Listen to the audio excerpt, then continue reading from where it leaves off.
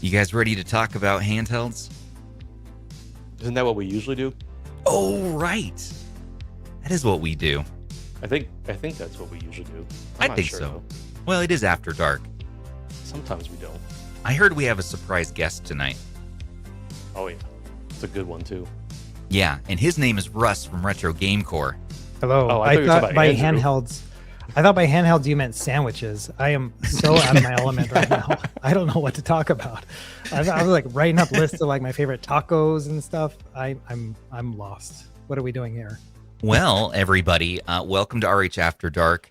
Another fun episode. Tonight we are celebrating 6 years, our 6-year anniversary of not only Retro Handhelds here, but also Retro Game Core, because as luck would have it, we started our endeavors on the exact same day, August 10th, 2020, through some weird happenstance. Russ started his YouTube channel, and then we started the community, RH community, which eventually became a YouTube channel, website, and all that. So we thought it'd be fun tonight to get together, kind of reminisce a little bit, and do a retrospective on what we are choosing as the most pivotal, iconic, game-changing handhelds for retro gaming while we've been here, 2020 through 2026. So we'll each kind of share our picks, which may range from just personal picks to maybe some objective picks. And we'll also share what your thoughts are from the community, because over the years we've tracked sort of the data of what people enjoy through our end of year giveaways and like end of year retrospectives, and it'd be fun to kind of go back over 6 years. So that's what we're going to do tonight. Live chat, hope you're all doing well. We got Rob the Retro Tech Dad, who also just celebrated his 100,000 subscriber. Hey everyone, congratulations. Get your plaque. Yep. You have to put it right behind you. Soon. I'm waiting for the ability to submit for one. Absolutely. And since then, we have Russ, when you started out, you had your few subscribers, and now you have a few more subscribers 6 years in. I have 850,000 friends who have just decided that, we're going to hang out. So I really appreciate that. Yeah. Thanks to everyone. Man, that is freaking awesome. And then as far as RH goes, we're looking to level up here this year and cross our 100K. But on our website side, we got Andrew here who joined the team a couple of years back, and he really leveled up our game there. And we've just been growing out that website, man, and got the deals website up. I use that website database. all the time. The handheld deals website. Great for price comparisons. It's great. Looking for coupons, all that stuff. It's awesome. All that fun stuff. Yep. Huge asset to our team, man. Andrew doesn't like compliments, so I'll stop there, but I appreciate it. Shut the hell up. I'm working on it here. I'm walking here. No, I'm very close to getting price scraping properly fixed. Only a couple things, only like one or two things left I have to check. Oh. So then things will be scraped and you can get notified when price drops and stuff like that. So suddenly we're all buying a lot more. Feed into the addiction. Excellent. I mean, we've got a hell of a lot. There's 3,000 plus, almost 4,000 listings. Like that's devices and like configurations and games and tablet, all kinds of shit. Ramstone wants to know, how many subscribers does Andrew have? Well, the website's not too shabby. What are we at right now? Like, I don't know. Million monthly readers? Something like that. Oh, it's kind of like the average metric I've seen this year. I honestly don't remember. I was supposed to look into that today and I forgot. It's not too shabby, in other words. Because Retroid. The man does good work. We have a lot of us that like handhelds out there. And it's not just Andrew, it's a whole web team. We got Ban here who couldn't join us tonight. Michael Benny as well was going to join us. He came up with this topic, by the way, from Retro Lunch.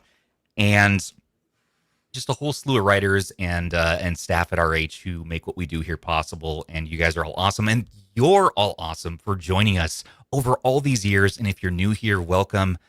We're going to dive into it now. And I don't know if you're ready. Let's go ahead and hop into the time machine and let's fly back to 2020. Back then, COVID was all the rage. Everyone loved staying inside all of a sudden, and we all found new hobbies for ourselves, didn't we?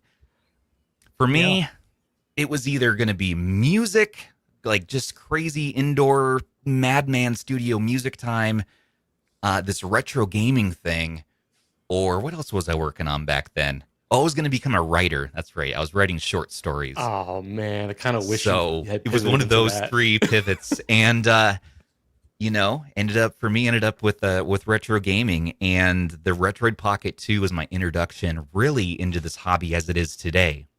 Now, the GPD XD was my first retro handheld a couple of years before that, but the hobby wasn't mainstream yet. With the Retroid No. Pocket 2, I feel like we finally brought this entire thing mainstream, where it's like, oh my God, this adorable handheld from China that looks like a little mini like Nintendo product. Like, what is this thing? Mhm. And it was Android, and it can play, I don't know, like up to N64, I think it was on this first release. The price was right too. Price was like right around $100, Yep. and Yep. they just got it right as far as the marketing goes. The device itself kind of didn't live up to some of our expectations. We're like, oh, non-clickable sticks, non-touchscreen for Android is kind of torture.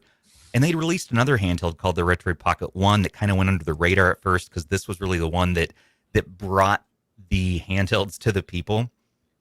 And stepping off my monologue soapbox here about this device, I just want to say that this is what started RH. This singular device That's started crazy. everything. Nobody on Reddit seemed to be having a place to talk about this. We started the Retroid subreddit, and it's like, all right, well, where do we dive deeper? I want to talk minute to minute with people about these devices. I was so jazzed about it. And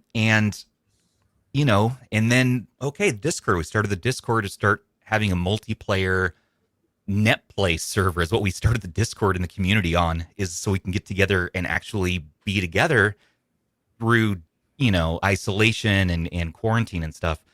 None of us really, 2 or 3 people in the end ended up doing NetPlay back then. Everybody else, we just wanted to talk about the handhelds and make front ends and talk about, get wallpapers made, share all these creative endeavors. Russ was already on YouTube then, starting to chat about these handhelds.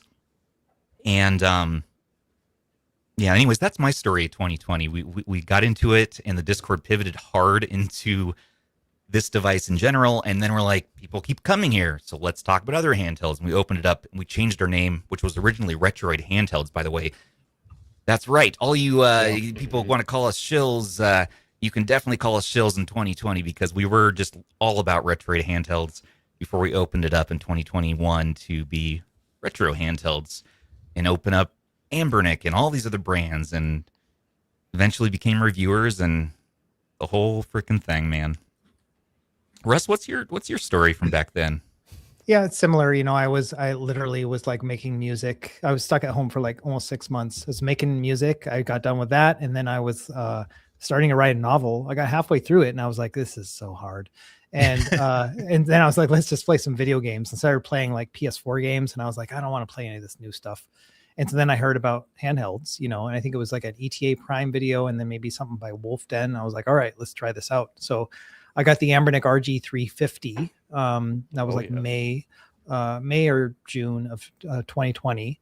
And then I was like, I got it, and I was like, man, this is so hard to set up. There's no good guides or tutorials. It's all over the internet. And so I was like, let's make a website and then actually put all this together into one place. And so I did that with the RG350. Then I got the RG350M, which is the metal version. And I was like, all right, this is good. This is good stuff. And so the RP2 came out after that. And I remember when you guys came out, and because I didn't start my channel for a while after I had already started my website. My website was just all written. I always forget. Your website was first. Yeah. Yeah. So it's just going to be a written guide for everybody. And then people are like, oh, show off some gameplay. I'm like, did some gameplay. And then I was like, all right, I'll do tutorials and stuff. So then it grew from there. So that's why my channel is a little bit came out a little bit after that. So we came out at the same time. And then I remember you guys had a wiki page for Retroid, right? Oh, yeah. And when my device showed up, I went to your wiki page, and I was like, like no shame on you guys, but I was like, this is not a very good guide. I never was knew like, that. I never Yeah. knew that you thought Yeah. we were a bunch of shit. I didn't know No, that. I just like I got in there. I was like, this isn't everything. Like whoever wrote know. this has ADD. You know what I mean? Like that's what I thought. Yeah, no, it was actually a collective effort. It was actually, if you look at the bottom, it's collective still up ADHD. to this day. That wiki still exists, and it was the first That's one Yeah. of any. So we basically got everybody in the community that time, and there were like maybe 100 people to start with. Yeah. Many contributors were on that wiki. With the world at large. My wife Yeah. had a big part to play in building the layout of that wiki. She was heavily involved in RH at the start. Nice. Yeah, it worked. and Like the it was structure was crazy. good. Yeah, but then I was like, I feel like I'd already made all these guides for the RG350, and I was like, maybe I'll just expand it and include the Retroid Pocket 2 as well, from my perspective, and because this was the first Android anything I had ever used in my life. Like I had never had an Android phone or any of that stuff, so I was learning very baseline compared to like you folks who seem to have already had an Android phone. You know what something like side loading or an APK Yeah. is. I didn't know any of that stuff. So I started at the very, very beginning. And once like I kind of got into that, and then I started talking to you guys more, I was like, all right, like, and then I like kind of joined your Discord server and stuff. And then from there, I just expanded, making more guides, more reviews. Reviews came way after, the guides and whatnot. And so, yeah, and that was basically it. And I just kind of went going from there. And by the time at end of 2020, I was like, all right, I guess I'm like a YouTuber now. I had like 2,000 subs or something like that. And I was like, all right, this is what I do for fun, Yeah, it was a surprise to me too, man, and that's so cool to hear. And your website, I remember seeing it for the first time. I mean, it was leagues better. It was I was like, oh my god, this guy. And I saw you were a cookbook author, and I said, okay, this makes sense. And it's kind of funny because the same get her done attitude, just the raw data and just kind of like giving people just what they need is kind of still today what we focus on at RH, like we did in that first, kind of silly wiki, but it just had the raw data organized mishmash style. And that's kind of always been our kind of ragtag thing. And it's like, and we turn to you, like you take all this data and you polish it and you're able to present it in this consumable way that anybody can get into this hobby. Where we're coming in just like a slight level above that, where we kind of tend to expect people to like know a little bit, like watch your videos. Okay, come check out our stuff because we're going to give you I don't know, like the what is it, like the zeitgeist, or like whatever the culture is around this stuff. Like that's kind of where we come in. Yeah, totally. Yeah. So, anyways, and your website, man, just freaking took I know. off. It hasn't updated since back then. Like I need to do a refresh. It's a blog. It's all it is. It's a blog that has different blog posts that are these things, Yeah. And, it's like, I need to get with the times, but yeah, this is where I'm at today. And so I still go in and update these things periodically, but it's been a while. And so, yeah, that's just kind of where it is. I've definitely shifted more of my energy towards the video side of things, just because it's so challenging to make the videos that I make and then do them 3 a week, and so that just takes up so much time. When was your first video then? Oh, I mean, it was probably August or September of 2020. And I remember it was just literally like, hey, there's all this arguing about like which arcade emulator is the best one. Yeah, you can see like it shows some of the old ones, right? So like simple menu themes. And then I did some arcade testing and stuff. Yeah. So these were like my very first videos, just screen captures. I was learning how to do screen captures at the same time. And I didn't even have a Windows PC at the time. I had to use a Mac for everything. Right. It was crazy. Those are the old school days. And it wasn't until, if you go down a little bit, Sony, there's the Pico 8 on the RG350. That was the first one where I was like, hey, this is actually like cool because no one's made a video about this thing, right? And so then I started going through different systems and trying to new things and whatnot. And yeah, like some of these are really old videos and definitely don't watch them because the voicing is terrible, but this is kind of where I got my start. And so you can see a lot of guides before I actually started doing like there's my Retroid Pocket 2 impressions, my unboxing video and stuff like that. And then just kind of going on from there. Your guides helped so many people, helped me, helped us. I mean, we were just like, okay, this is where you go for guides, your website. And then you had the videos come into the picture. And it was just next level. And no wonder the whole thing just blew up. And as we've gone along, it's gone more and more mainstream. But back in 2020, when things were simple, I don't know, man. It was so much discovery back then. You know what I mean? Like there was this huge palette we could paint with. I felt like. today it feels a bit more restrictive. So it's a lot of fun to talk about these older devices.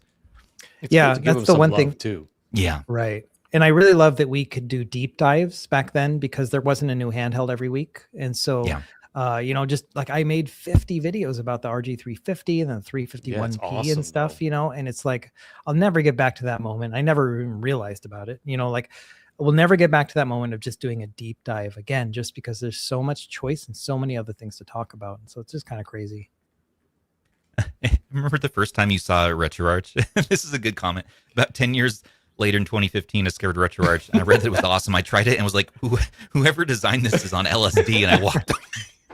It's, you know what? I agree with that. For the longest time, I also was very turned off by that. Yeah. I would rather use standalone emulators than use that, honestly. Because it was just like, you go into this, and it's like, even for someone who's technically savvy, it's like, okay, where do I begin here? Yeah, it's so confusing. I very much agree with that. Yeah, so 2020, and you might be wondering why we're not talking about Rob and Andrew. Well, they were wee babes in those days. They weren't quite with us yet. We met Rob. But I was still doing my thing. I didn't. You were enjoying the hobby, didn't right? delve into Discord and things like that until was like end of 21, 22, I think. So, and then we saw you end of 22, and you started videos like 2023, I think. Yep. Win 600. That's where it all started for me. Yeah. So we're not quite there. We're not up to that year yet. So we can't skip 2021 just yet, too. So and we'll hit. I was just gonna say, I remember like 2020. Same thing, you took on different hobbies. I was heavy in investing and stocks and really? all that kind of, yeah. I didn't know that. Hardcore into like investments. I made pretty good money that year. Really? I did pretty well. Yeah. But hardcore into that, cooking, hiking, all that stuff. And then I didn't know that. We've never spoken, Rob. Rob's the reason why Game Stonks is a thing.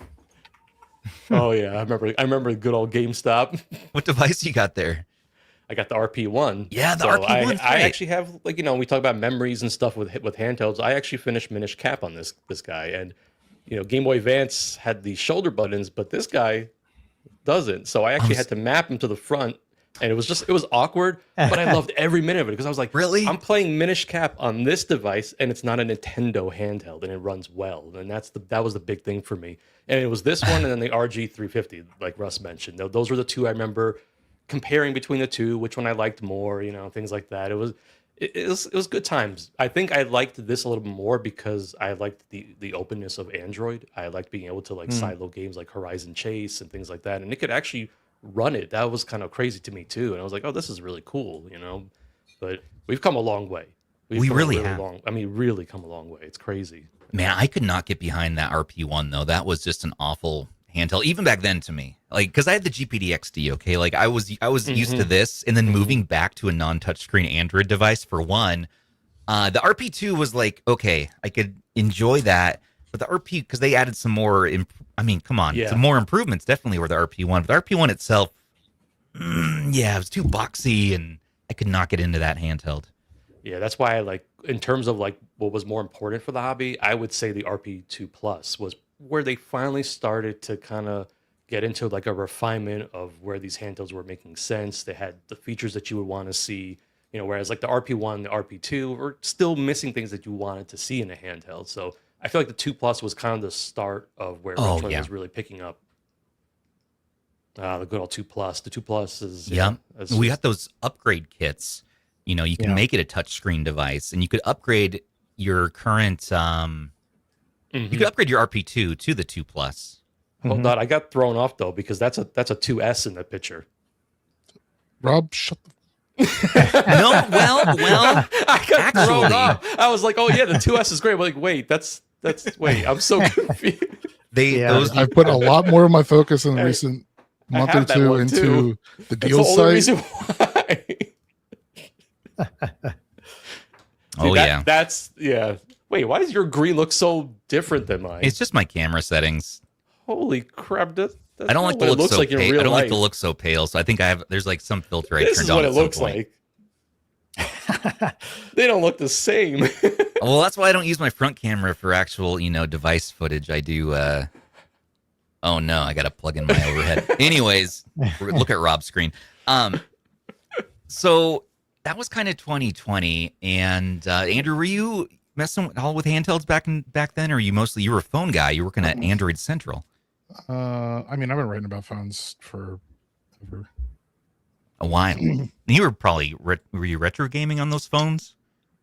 No, I think back. I'm trying to scroll back to our list of what was out in 2020. Oh, I don't know. So what was out in 2020? Almost memorized this tonight. There's many devices. In like January came the RP1. In May came or early 2020, I guess, came the RG350, the first 350. Is that right, Russ? Because you started was first. Yeah, 350 was late 2019, well before my time. But then May, the metal one came out. The metal. So I kind of got them both at the same time. The 350M. Yeah. Okay, the 350M. And then we got RP2, which pre-order started in July 27th. And August, they started shipping. And I remember it was like 2 or 3 weeks we had to wait before it started shipping. We were losing our minds. We're like, so I remember did they take RP2, our money? Is this a scam? Where's our device? Where's our hand? It's been 3 weeks since we. What is the sketchy website that I'm ordering from? Because I think I got my RP1 off of Amazon, I believe. It wasn't AliExpress, it wasn't. It was just random website. We're like, it was just their website. Yeah, you went to their website and you ordered the handheld from them, and it was like, did I just get scammed? And back then, we didn't know even they were in China. They had their address listed as being in France, but yet right. Shenzhen was listed too. So we're like, this is a French company. It has manufacturing in China. Until we finally get to talk to them and talk to Taki Udon. Actually, he was another reviewer back then, and kind of learned some of their behind the scenes before we understood what was going on. We're like, this is crazy, man. This is nuts. Yeah. And then September was the RG351P. So that one came out a little bit afterwards. And so that was like my first. And when that one first came out, there was a whole brouhaha about that one too, because you had to order. I don't think Ambernick had their own website yet. You could get it through AliExpress, or you could go through some of the retailers like Van just mentioned in the chat, Retro Mimi. That was like one of the very first ones. Wow. And that's going back. And I remember I ordered it, and then they said they were going to cancel all the orders because the Wi-Fi chip made a crackling sound. And so they were like, no, we're going to recall all these. We're going to take the Wi-Fi chips out, and we're going to delay it by a week. And so I remember just hurriedly emailing them saying, please just send me the crackling one. I don't want to wait another week, And so I have one of the rare like speaker Wi-Fi, like crackling 351Ps. And Amazing. So I've got Wi-Fi in my device when most people do not. And so, so that was like kind of the start. And then I was there for like the guides for the beginning of that. That was my first time using Emulation Station and RetroArch. Like that was my first time kind of figuring that stuff out. And so I learned a lot during that whole process. And that was, September 2020. Of 2020. And the 351P, I didn't touch an Ambernick device at all until I think early 2021. No, I think I did buy one at the end of 2020 because I was curious. Mm-hmm. But and you were kind of the opposite, because I remember having to kind of talk you into even looking at a Retroid device, Russ. I didn't like Android. You didn't like Android? Yeah, you were like, no. Well, no wonder, because there's no touchscreen, and it makes zero sense without the touchscreen. So, but I mean, we were like, come on, dude, try the Retroid. Try the Retroid Pocket. Look at this thing. I mean, it's so cute. I think part of the reason why I was not as interested in the early Ambernicks is because it was just a rehash of what we had seen prior in the hobby, versus whereas the Retroid was actually doing something a little bit different by using Android. It was something unusual that we didn't see in handheld, so it was kind of cool. That's why I always liked Retroid from the beginning. And 351P though, when I finally did get to that, it was awesome. I got it. I was kind of new to using Linux on a handheld, and so that part threw me off. And I was like, what is this? And it was the very start of the custom firmware revolution, I'm going to call it, in this hobby. And I don't know what to call it. This explosion of custom firmwares started happening. Yeah, and I was there for like that, because like I remember the RK3326, like that was one of the first devices, but it was a clone of the Odroid Go Advance, right? Yeah, and people had already made custom firmwares for that, and then the developer of ArcOS had already done for the OGA. He was like, I'm going to do ArcOS for the 351P. And he like made the announcement. And so people were going nuts about it. And then before he even released it, then 351 Elec came out, which eventually became Amber Elec, and then broke off and became Jealous, and then Rocknix, and all this stuff that we have today. It all started from back then in 2020. And I was making videos like, all right, let's flash this card, let's try it out, And so back then, yeah, it was Arc OS, then 351 Elec.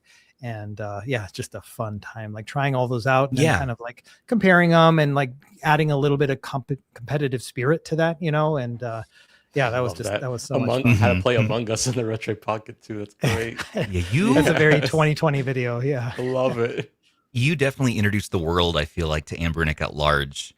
Taki was doing this a bit, and ETA Prime was on the scene, and Dodo, and their reviews were out there. But I mean, the guides and the passion. Yeah, you really delve into it, though. You went to a new depth that really, I mean, Taki went in depth on Retroid stuff for sure, but yeah. I felt like Ambernick, man, you kind of cornered the market on that right out the gate. If you look at the 351 starter guide that Sony is hovering over right there, like I still use the same template when I make starter guides where I use like this psychedelic background and then the device like in front of it. Like I still do that. Like I'm working on my Retroid Pocket Nova thumbnail right now, like my review or my guide video for it. And I'm using the exact same format that I did previously. So it's the same thing. Never changed any of it. Just obviously the quality has gotten a lot better. That's crazy, yeah, because you're using your iPhone here? This was my iPad. That's right. Yeah. And yeah, I mean, the green mat was so small, you can see that my desk is showing on the left side because the mat wasn't big enough to cover everything. It was a different mat. And yeah, totally different time. And this is also a 20-minute starter guide. There's no way I could make a 20-minute starter guide now. This Nova guide is going to be like 2.5 hours long. So things have changed a lot. That's so crazy. That's long. Yeah. Anyway, yeah. I remember on the 351P as well. I remember getting the mod stuff to go ahead and do that Wi-Fi, to add Wi-Fi to it, because I was like, they took out the Wi-Fi. This is crap. And I was like big against some of those Linux handhelds at first because I was like, they generally don't have Wi-Fi. The 3326, I was like, what is this? And I just didn't get it for a while. And then I realized like, oh, you don't need Wi-Fi to have fun, really. Even I saw these days, it's like I would not add Wi-Fi to a 351P. That is a device that exists really well just as it is. Take it camping. You don't need your retro achievements in that. And by today's standards, with its screen PPI, I mean it's a little tougher to use it now. But king of its era, this and the RP2, I feel like were the two defining devices of 2020. Like they just stand head and shoulders above everything else. Yeah, that's the funny thing too. When you really look back at that year, all the devices truly were pocketable. They had small screens. I mean, we didn't really have the bigger handhelds that we have right now. So it's kind of funny to look back at that time. It's almost like cell phones. What happened to cell phones? And I love this comment. I love that you're wearing those retro headphones. I have them and they fit me awkwardly too. Today's the day I learned these headphones fit me awkwardly. They are comfy though. Let's move on to 2021. Yeah, so okay, let's take us back. Producer Sony, do we have a list of some devices from 2021? I know we have that list in the Discord because the device list gets a little crazier as we starts to pick up in 2021. Yep. As we move ahead in time here. It's a 351M, 351V, RGB 10 Max, 300X, RG351MP, X18S, GPD-XD, XP, Analog Pocket, RG552, and then the 2 Plus, the Pocket 2 Plus. Yeah. The Miu Mini also came out, but it was like December, and like no one got it until 2022. Really, yeah. It was the V1, so it's kind of like Miu Mini. I missed that part. You could count either. I would say either year. Yeah, its impact really hit in 2022. Oh yeah, exactly. Yeah, it didn't really exist in 21. The mods. Look at those. What's crazy? I haven't turned this thing on in a while, and it actually just turns on. I mean, look at that. It has juice. I mean, that's crazy. So pretty solid battery. Really, really good. Doesn't drain like that, which is nice. But yeah, I mean, this thing is so cool. This is definitely one of the more popular devices. I think this is one that probably got a lot of people starting to pay attention to the hobby. I think. Oh yeah. Yeah. I think the scarcity of it too was a big deal, yes, because it immediately sold out, and then there was like a huge demand, and then upmarking and eBay and stuff like that. It was there being like a tracker, like on what was it, like on Twitter or whatever. And you had to follow that, and everyone would try to guess what time they would go live and all that stuff. I'm like, right, yeah, I remember those days. We'll never get those days back. Yeah, it was very exciting. It was fun. Good times, man. Good times. Yeah. 2021, what comes to mind to me first for that year would have been, oh man. I mean, the 351 was more in my mind in 2021. I'll say that. But more 351 devices came out that year, right? Yeah. You got the V, you got the M, like Andrew was mentioning, and Yeah, Ambernick went hard on the 3.5 line.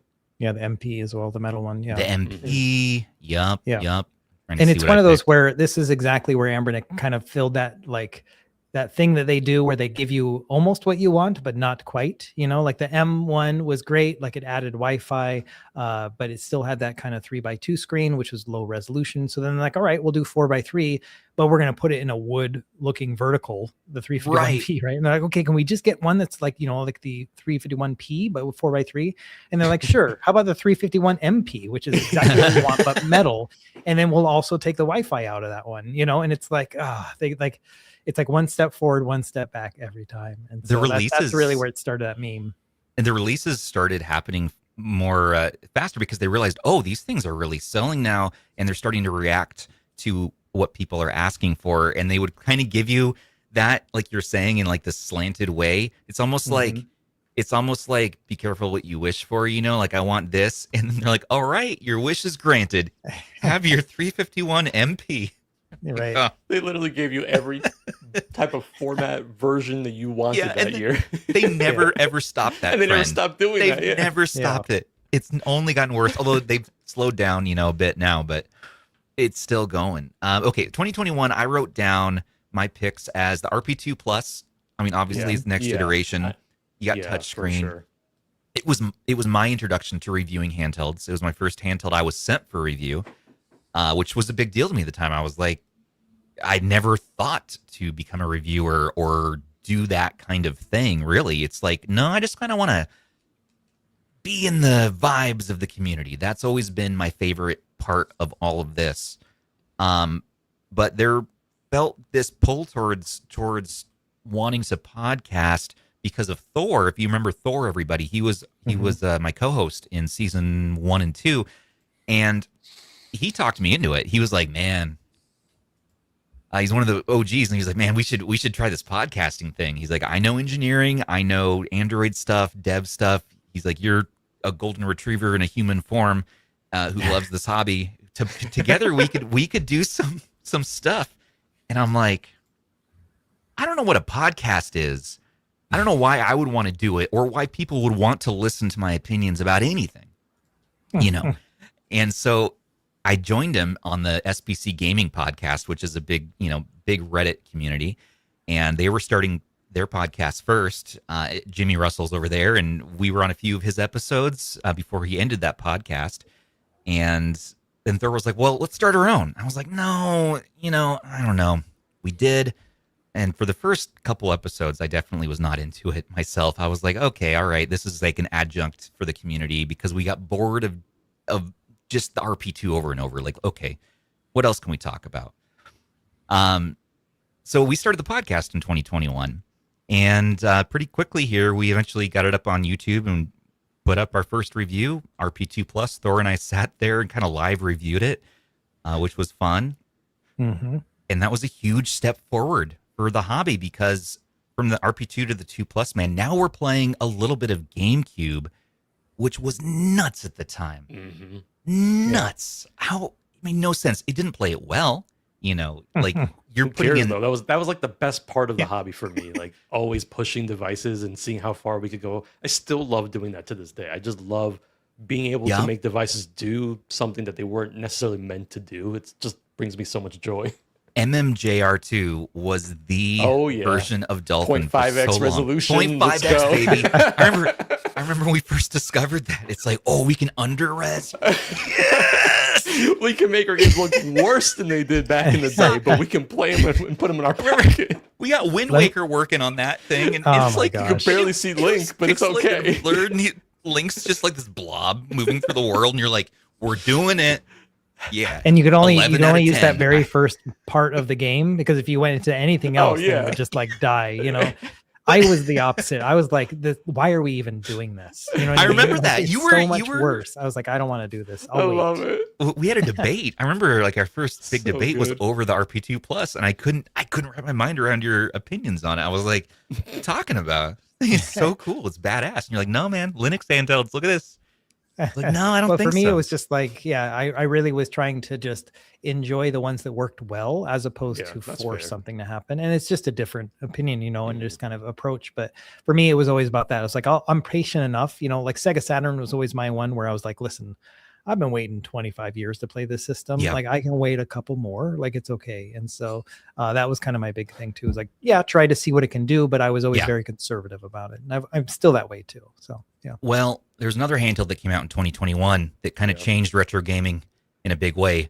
It introduced people to FPGA gaming, which Yeah, was that was a big deal. the Analog Pocket. And while, you know, even in our community was pretty popular, but you know, it's different. You know, it's FPGA, so you're hardware emulating, and it's a lot of fun.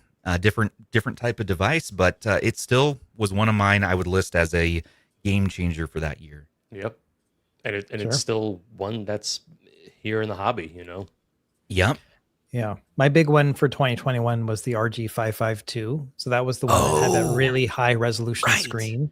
Yep. And the thing Horrible itself battery, was kind of, horrible. yeah, it was like real bad battery life. The chip ran so hot, you know, and it was never used in another handheld after that. And the screens were, they only had a certain amount of them. So they never used the screen in another device before. But man, that resolution and just the overall scaling that you could do, because a lot of these were very close to integer scaling, you know, 1920 by 1152 is a 5:3 aspect ratio. It was just beautiful. And unfortunately, we just never really saw it again. But this for a while was my favorite handheld because Super Nintendo on this thing was just amazing. The display really was God. something else. Yeah. To this Yeah. day, man, I know. to this day, I miss that display so badly. You want to talk about like an IPS that can be incredible. That's a perfect example Yes. of an IPS that's really good.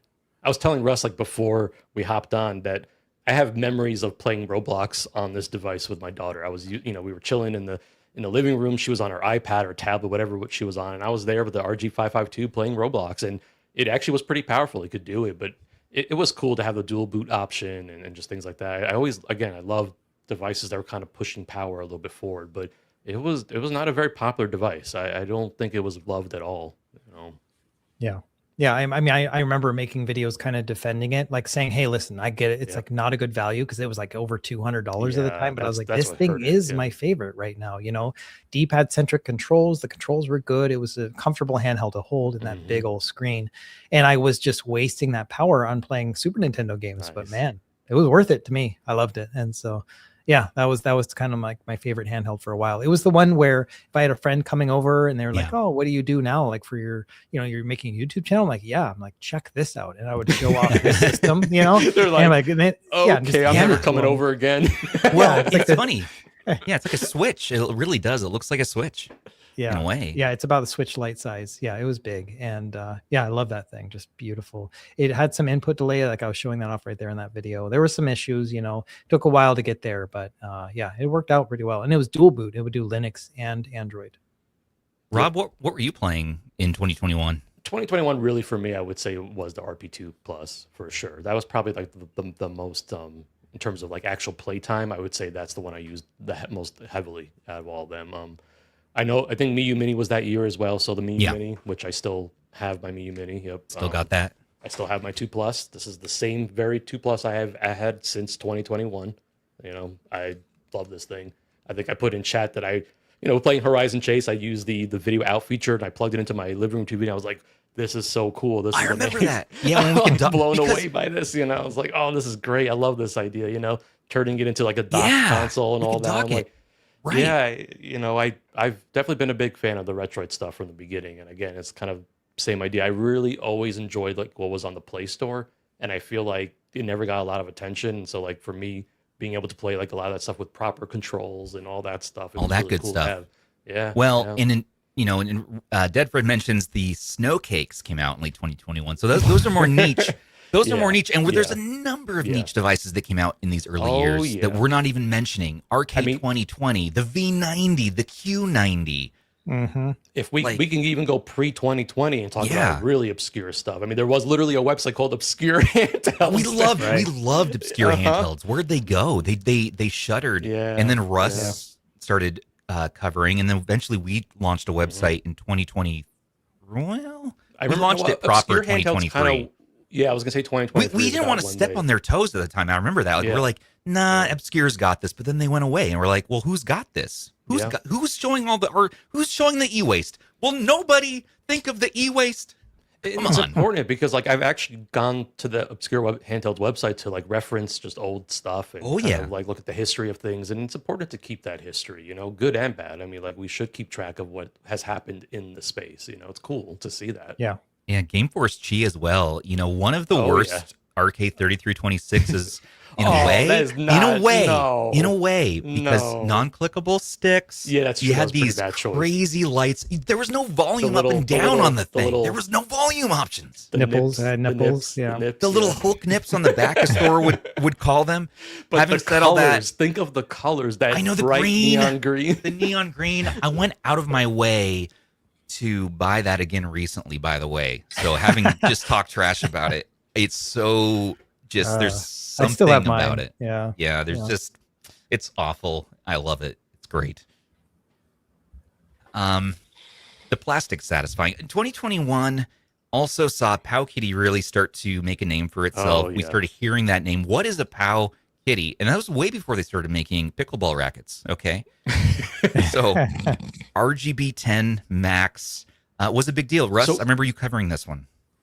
Yeah, so the RGB 10 was like another rock chip RK3326, but the RGB 10 Max was actually a 16:9, which was kind of a new thing. And so, yeah, we could play like widescreen games. Again, it was kind of, because of the chipset, you couldn't really play games in the first place. So you couldn't really take advantage of it. But that's when ports started coming out. You know, before we had Portmaster, we had something called Amber ports. And then before that, we just had like individual port files that were being embedded in ArcOS and stuff like that. So I would make guides on those. But that's when you could start playing things like Shovel Knight and a couple other like really early ports. You could play them directly on a handheld, and that was part of it. And that's what gave rise to things like Portmaster in the future. Oh, yeah, I remember that. So, yeah, that's really where the RGB 10 Max came in. Yeah. Yeah, I remember doing that on the RG552, was doing a little bit of the Portmaster stuff. Just because the display was so nice and it had the extra power, so you could handle more of those ports, you know, it would run better. So I remember doing that earlier on. Yeah, that was cool. It was cool just to be able to play those games on the handheld again, you know. Andrew, in 2021, were you messing with anything? No. It wasn't until 2022 that I got into. You got into it. So we'll talk to you in a second, I actually picked up the 2 Plus, but I didn't pick it up till sometime in 2022. That's cool. You even had it in 2022 and it crossed your radar. Yeah. I feel like the 2 Plus was the start of it kind of getting into a different realm of popularity. You know, people were starting to pay attention to what these devices could do, and it was starting to go beyond just being, you know, this weird niche that we had going on. Because I probably only saw the RP2 back then because I was already starting to kind of follow the scene a little bit. Right. Because it's like I enjoyed the GPD XD Plus and the XD and the XD Plus for a few years. And I started thinking to myself, you know, those were very popular. Like, I mean, for pre-2020 devices, those were popular. I mean, people loved the XD. I started getting ready to look at other devices. Finally, I'm like, what else is out there? And I realized for many years, even with the RP2, like nothing really beat this device for me. Okay, until like I would say up until how much the 2 Plus it was originally. The 2 Plus really sealed it. Yeah, like I feel like the XD and XD Plus when they released, they were not inexpensive. So I think that was $220. Yeah, I remember that being over $200 for sure. Yeah, I'm like, and I think that's where the appeal for the Retroid stuff was that they were cheap. I mean, like a 2 Plus was what, $100 or so, you know. So it was kind of cool to see that kind of power in a device that small and that cheap. It was very exciting. And that's your favorite. And that's the year too that I actually now the Pow Kitty V90 came out in 2020. But I didn't get into it until 2021, and it became this like ongoing, funny, silly thing where if a baby was born. This is going to sound weird now, but out of context. But whenever a baby was born in the server, we were a small community. You have to understand, like very close knit family. So when a baby was born in the server, they were born in hospitals. I mean, the parents were in the server. We would send them a V90 because. They were You picked cheap. the weirdest stuff to clarify. I just want to say. Thank you, Andrew. Just in we- case anyone you had know, any doubts about where Any doubts babies at are all? born. it was this like inside joke because like Thor, I can't remember now. I think Thor like bought me a V90, so I would have it when my son was born. I was playing it like there, or I brought it, and then like I bought one for Thor. Whatever happened, like over time, we started sending everyone V90s, and the community started growing to the point where we couldn't send out any more V90s. It was like, why are we doing this? And people were a little bit upset at first, like, well, I'm having a baby now. Where's my free V90? I had a baby just so I could get a V90. And it's like, listen. So now, if you want a V90, you got to send a video in with proof, No. and you got to give me your best. Okay. Hey, he didn't get gated on that one. Good. That was I good. can still do. I still got it. My kids are asleep. I need to stop making. Did you that guys much see that noise. Pow Kitty might be alive, but they're like a different brand now? Again. Dine Yeah. play? Yeah. What's that about? I don't know. I didn't see that. That's They're funny. just re-releasing Pow Kitty handhelds and pretending like they DYN crafted- PLY V10, but there's a whole AliExpress store for it now. Yeah. I gotta see if I short linked it, or if I just didn't. Yeah, I mean, I really think that they should focus more on these rackets. These are high quality. What the? They are. You hit the ball. What the hell is How wrong did with that you? happen that fast? And honestly, some of the best pickleball rackets I've ever used. This is the only one I've ever used. Mine. I assume it's decent. Nope. Kids are awake now. I'm sorry about that. Let's get back to the show. Okay, so let's talk about 2022. Let's get it. Yeah. Okay, 2022 is, I think, where things start to really pick up. we're gonna power the time machine. And we're gonna go forward Not too forward, though. a little bit. 2022.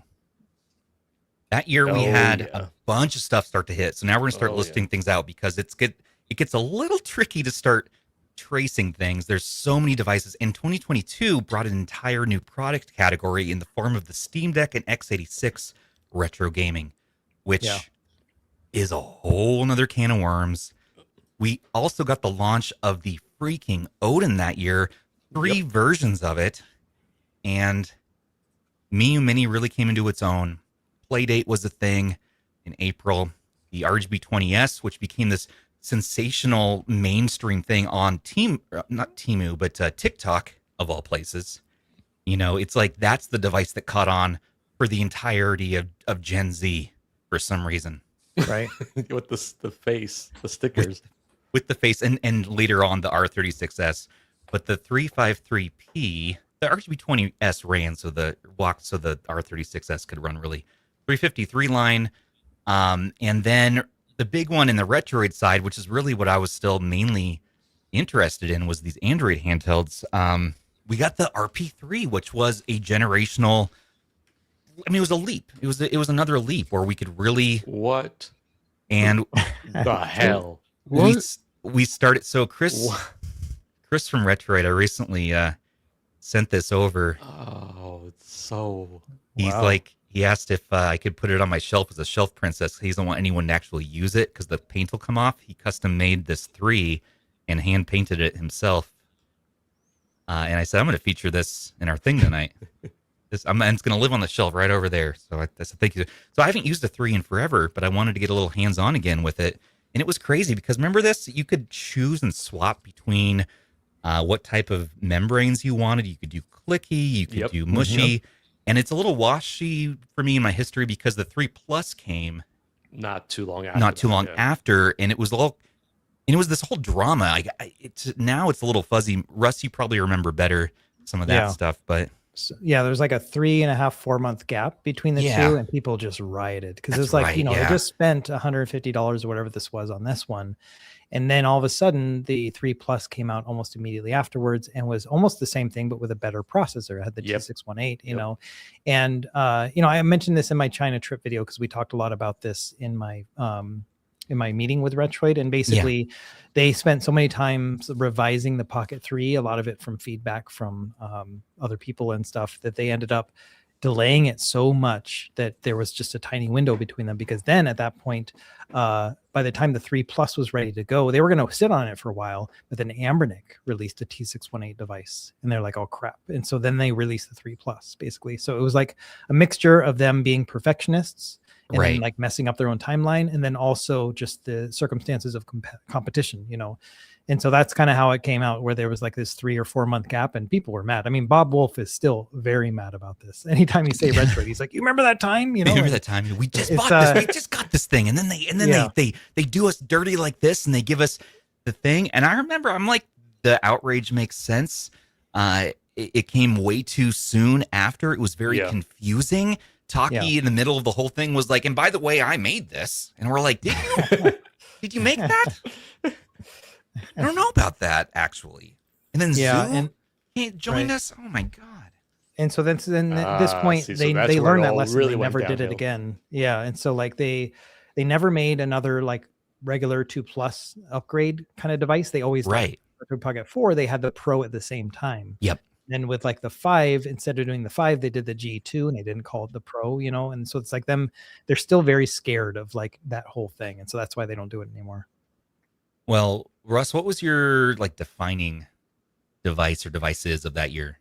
Yeah, so the Miu Mini was a big one. You know, we already kind of talked about that, but then the Steam Deck was very big. You know, that really turned me on to x86 like I'd already tested some, but this was like such a different deal, you know. And then the other one I have listed, you know, the Odin was a big one too, but the freaking Logitech G Cloud came out that year too. I forgot about that one. Yeah, and I was like, this is kind of crazy. And so I really thought that was going to be a turning point between having that thing in Best Buy. You know, I was like, oh, this is it. You know, we're all going to get famous. I remember that. And that didn't happen. But and so that was like a big deal. But I would say the Steam Deck is the one for me for that year. That just changed everything so much. Absolutely, man. I mean, I just remember it just blew everything wide open. It brought a whole new segment into the hobby.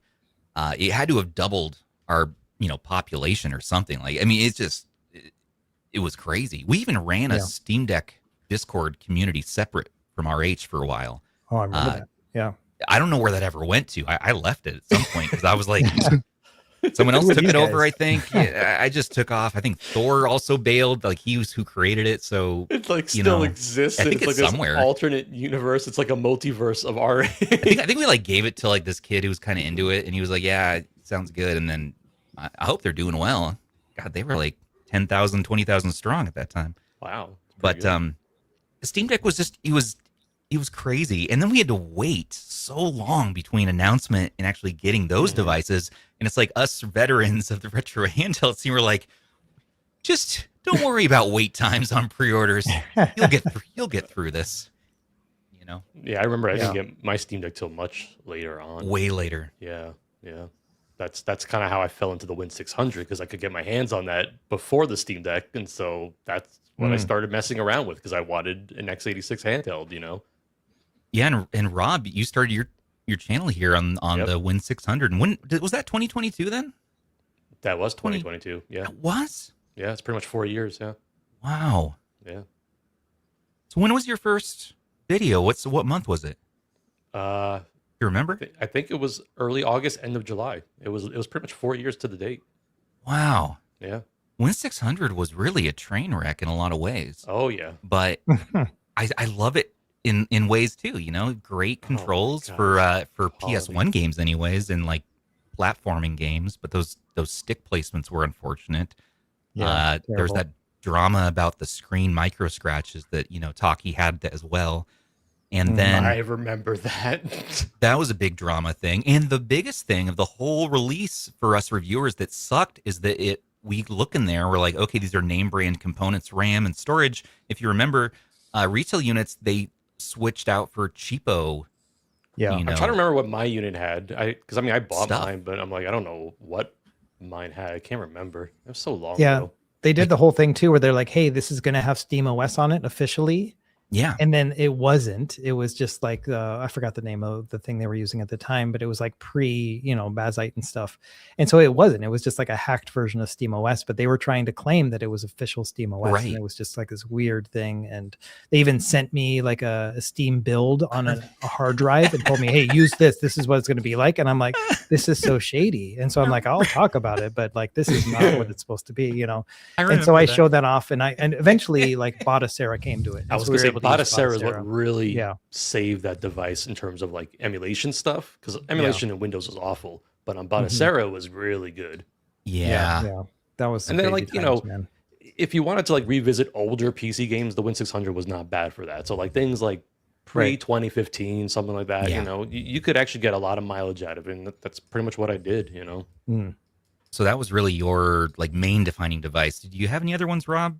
From that one? That year? I mean, there are a couple. I think Steam Deck's a big one, obviously. I mean, can't, for 2022, Steam Deck's huge. The RP3 3 Plus also. I mean, that was a big shift for Retroid. I mean, they went from the 2 Plus, this form factor, and then gave us, this. So very different devices. A lot more power too, which was nice. I think the Retroids are kind of have moved the hobby along each generation that they come out, and it kind of just, it's interesting to trace back to where we were with the first Retroid and now where we are with Retroid Pocket 6. So I really do think that is a great way to trace how the hobby has evolved over time.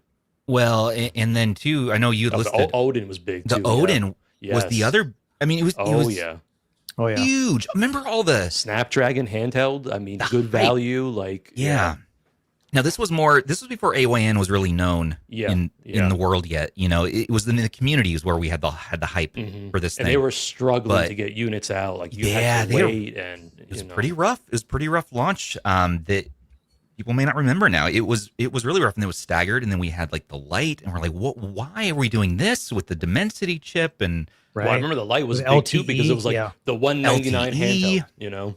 Right. It was meant to be. It was Project Valhalla. It was like this. It was the most. Now these days we kind of give a hard time to INEO and everybody for drip feeding information, but honestly, AYN really built that whole thing at first with the drip of the AYN Odin Project Valhalla. We've got little details here and there, and honestly, at that time we devoured it. We loved it. We ate up every little piece of information. We're like, what is this? This is going to be the end game handheld. And it was a Snapdragon 845, and they overclocked the mother there.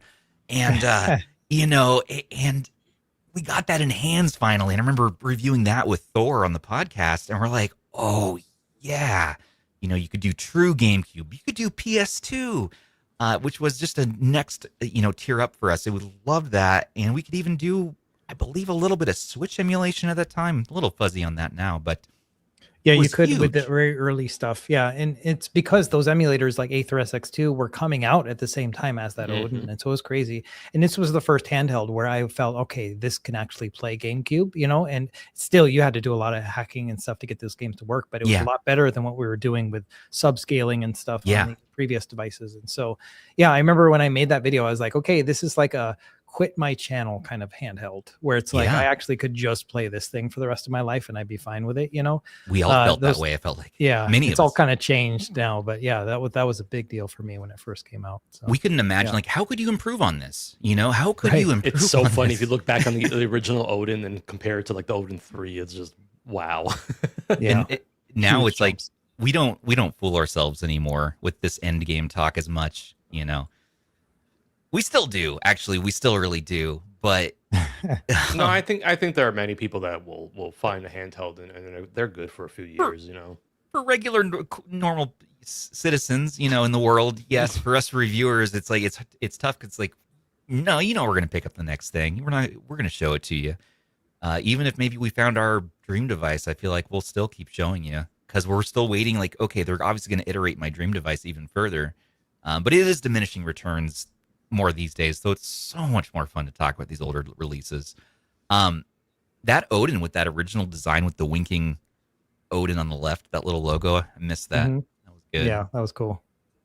This one though had little sticks, and those sticks were not clacky buttons. Buttons. It wasn't perfect, but it really was the best at its time, and that was again before Steam Deck came out a little bit. So it was a wild year. Andrew, what about you, man? So that was the year you kind of entered in the scene. What did you pick up that year? What was your big thing? What is this year again? 2022. So it's like your first retro handheld. So it was the Miu Mini and the Steam Deck were the big ones. Right. But this was this one. 3, The 5, 311V. Three. Yeah. Okay. The 1V or 3, 5, 3, 3V. 3, 5, Sorry. 3V. So the chipset in this one was the 35, 66. 566. Yeah. And this one actually Dual boot too, right? dual boot. You could do Yep. Android if you had That's enough why I RAM got it for was it. because I wanted to. The dual boot, yeah, is I awesome. wanted the dual boot. Yeah. Which of course the early Retroids were doing that too. And then they which had is the kinda neat. VS as well, which was just Linux, I think. Just cheaper. Linux, right? Yeah. Yeah. Mhm. Although But yeah, early that was- Retroids was not dual booting Linux. I think it was just two variants of Android. But anyway, I just remember like seeing this on it. I got it on Amazon, and I remember seeing it, Yep. and I was like, oh, "Holy it's a Game Boy with sticks." yeah, you always loved that DMG look. You are the DMG vertical Oh guy. yeah, he is. Oh yeah. I actually I heard mean, that there's- Arthur makes that color just for Andrew. No. If he makes it for if Arthur makes that color for anyone, it's Trihack. That's Yeah. true. That is That very guy- true. I am That's- so beyond jealous of his collection. Dude, Trihack Wow. is It's a beautiful. legend. I ended up just sending him literally all of my DIY repair parts. Like I just this huge tub of extra Retroid parts and GPD and everything because he loves to mod devices. He gets true joy out of it. To me, it's kind of a headache these days. So I just sent him all my parts, and he's like, "Yeah, just send me handhelds. Let's start modding stuff." So he ended up sending me. I got to give a shout out to the man real fast. Some mod jobs that I've been putting off for years, just because I'm like, I'll get around to it. So he ended up just doing my mods for me, and I love the man. So I'm like, he Cool. made my Retroid 35XX, I mean my Ambernick 35XX SP. That would have been a mess up. And fixed up my XD Plus, replaced the screen there, and sent me my first retail KTR1 to finally get hands on with all these years later. I finally am touching a retail KTR1, which also was kind of releasing 2020 through 2020. I think that was Or- 2020. I don't know what There was the like a release date on that 3 or handheld is. Yeah. Three or 'cause 4 it kinda year it really release dragged window. out like crazy. Yeah. This is one that, it deserves to be in the conversation. We were all really hyped for it in the community for many years, and it had a storied Oh yeah. release cycle, journey with a single creator and a small team of manufacturing there. And I reviewed it really roughly. It was my first really rough review where I got it, and I'm like, the thing was broken on arrival as far as the pre-production unit goes. I had never really gotten a pre-production unit really before, so I didn't totally understand the fact okay, there's these tolerances and these buttons were kind of not working right, but it was just early jank, and I was the first time working with a single dev. You realize okay, there's a scale to this thing. We learned. But that really was a messy launch, and I now using all these years later, I can say they did a pretty good job. The final version of this is not bad. I like the controls, I like the buttons, and a nice 3x2 screen for GBA. Man, got some power with that G99 under the hood. So I'm gonna look at the KTR2 and finish that story finally. Side tangent note there for you there. Speaking of Trihack, he did this for me, or for Stubbs, and Stubbs sent it to me. I just got it today Beautiful. Wow. because I needed it to go with Yeah. Yes, the Nova. I love it. that's right. Yeah, Triac did build that 2S. Anyways, he's RH's official new community modder, by the way. I haven't announced that yet, but Well that's why I done. sent him the parts, because he's going to start helping us with our patron. For those of you who subscribe to our $10 patron tier, you get a one-time mod for free from RH. You cover shipping and handling and the parts, and Trihack is going to help us out with actually doing the mod, and we're going to compensate him fairly for that as well. So just, realize we have modders here who are stoked on this stuff. So consider that tier if you are curious. shameless shilling. Andrew, was there any Yeah, others so you tried that year? No, I skipped the Pocket 3s. I didn't or the Pocket. Yeah, I didn't mess with either of those. Didn't mess with any of the Odins. That wasn't in my wheelhouse yet. Ambernick, other than the 353V, I didn't even know Ambernick was a company. I just grabbed the hand, like I saw the Yeah, hand you're up. like, I've this always thing. I had always wanted a play date. I finally picked one up last year. It's The promptly Playdate's sat fun. in my It's box. It's My box interesting, of- My box of I don't want to get rid of handhelds. Yeah. Because it's just a cool little thing. Plus, you can't buy one right now. I didn't realize the RG505 came out in November. There's all of the Oh, the playdates. 505. The playdates are out of stock, like completely. Really? Wow. I noticed that. Are they the just other not day. making them anymore, or are they just? I haven't looked into it. I noticed it like yesterday. Huh. I can't believe I almost didn't talk about the 505. One of the first truly awesome OLED handhelds on the scene. It used the PS Vita OLED screen. It was a lot of fun, man. It was really good for PSP. Like it really was awesome for that. You know why I love this device, Rob? Truly love it. It introduced us to Mr. Gamma Squeeze for Gamma Yes, OS. I actually made a whole video how Gamma saved that device. He saved Yeah, this device. I think I did too, actually. Yeah. 20 hours, over 20 hours of battery life. Once you did that custom firmware, Really? and you're like, It really turned that handheld around for me. I mean, it went from like being like, it's kind of ho hum, and then just all the tweaks that Gamma made, and I was like, yep, the RG505 is freaking awesome. I'm loving it now. and as far as custom firmware goes, again, early days, huge into Android, Thor as well. And we were so nuts over Android that we started finding ways to make sure that Android got onto Linux devices. I'm no developer, but I was side riding shotgun to Thor there while he and Turtle and some other devs were working together. No time to date to make like this thing called 351 Droid, which was Lineage OS Android for 351 devices, 353 devices, Which is still used in which some people have format today. forked it, I guess, since then. For and taken it and- R36S. for the R36S, 351 Droid ended up on the R36S. Yep. But that was Turtle and Thor's and kind of my like pet project. Really, we had a whole separate community for that project. But eventually, like we all kind of got rid of our development efforts, and it's like Gamma. Go to Gamma for Android. Yeah. Like that is the dude to develop. It's amazing how even as far back as that device, Gamma's still saving Ambernick handhelds. He still is. DJ Most recently, the time. RGDS definitely stands out as another one that really turned around because, yeah. Yeah. I love this comment, Aiden H. I'm so used to watching, listening to you on 2x speed. You all sound so chill in normal speed. I mean, we can talk in 2x speed if you really want to talk in 2x speed, but it's not going to make the best listening experience for people. Please stop. Cease and desist. I might. Too fast. I know. That's why I'm talking chill. The Gamma Squeeze, DJ Khaled is a legend, and I just had to say that.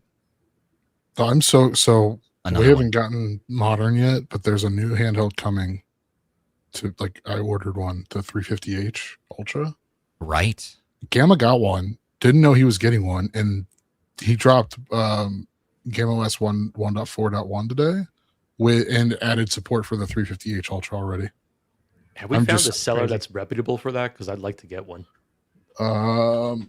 Keep Retro, I think, is where Gamma got his. Okay. I have to check that channel on the Discord. There are a few reputable places. It's like Lit NXT now and Mech and GGG. I have to check the AliExpress stores. What? They comment. What? No, I mean, what is wrong? Never mind. Some people like to have the podcast on to have sort of like a comforting, someone to hang out with basically While they're on the doing toilet, stuff. though. That's great. This gentleman, while he's on the toilet, while they're on the toilet, some people at the gym and in the car, and while they go to sleep. I think that's cool. I'm happy to be your buddy while you do your More power business. to I you. guess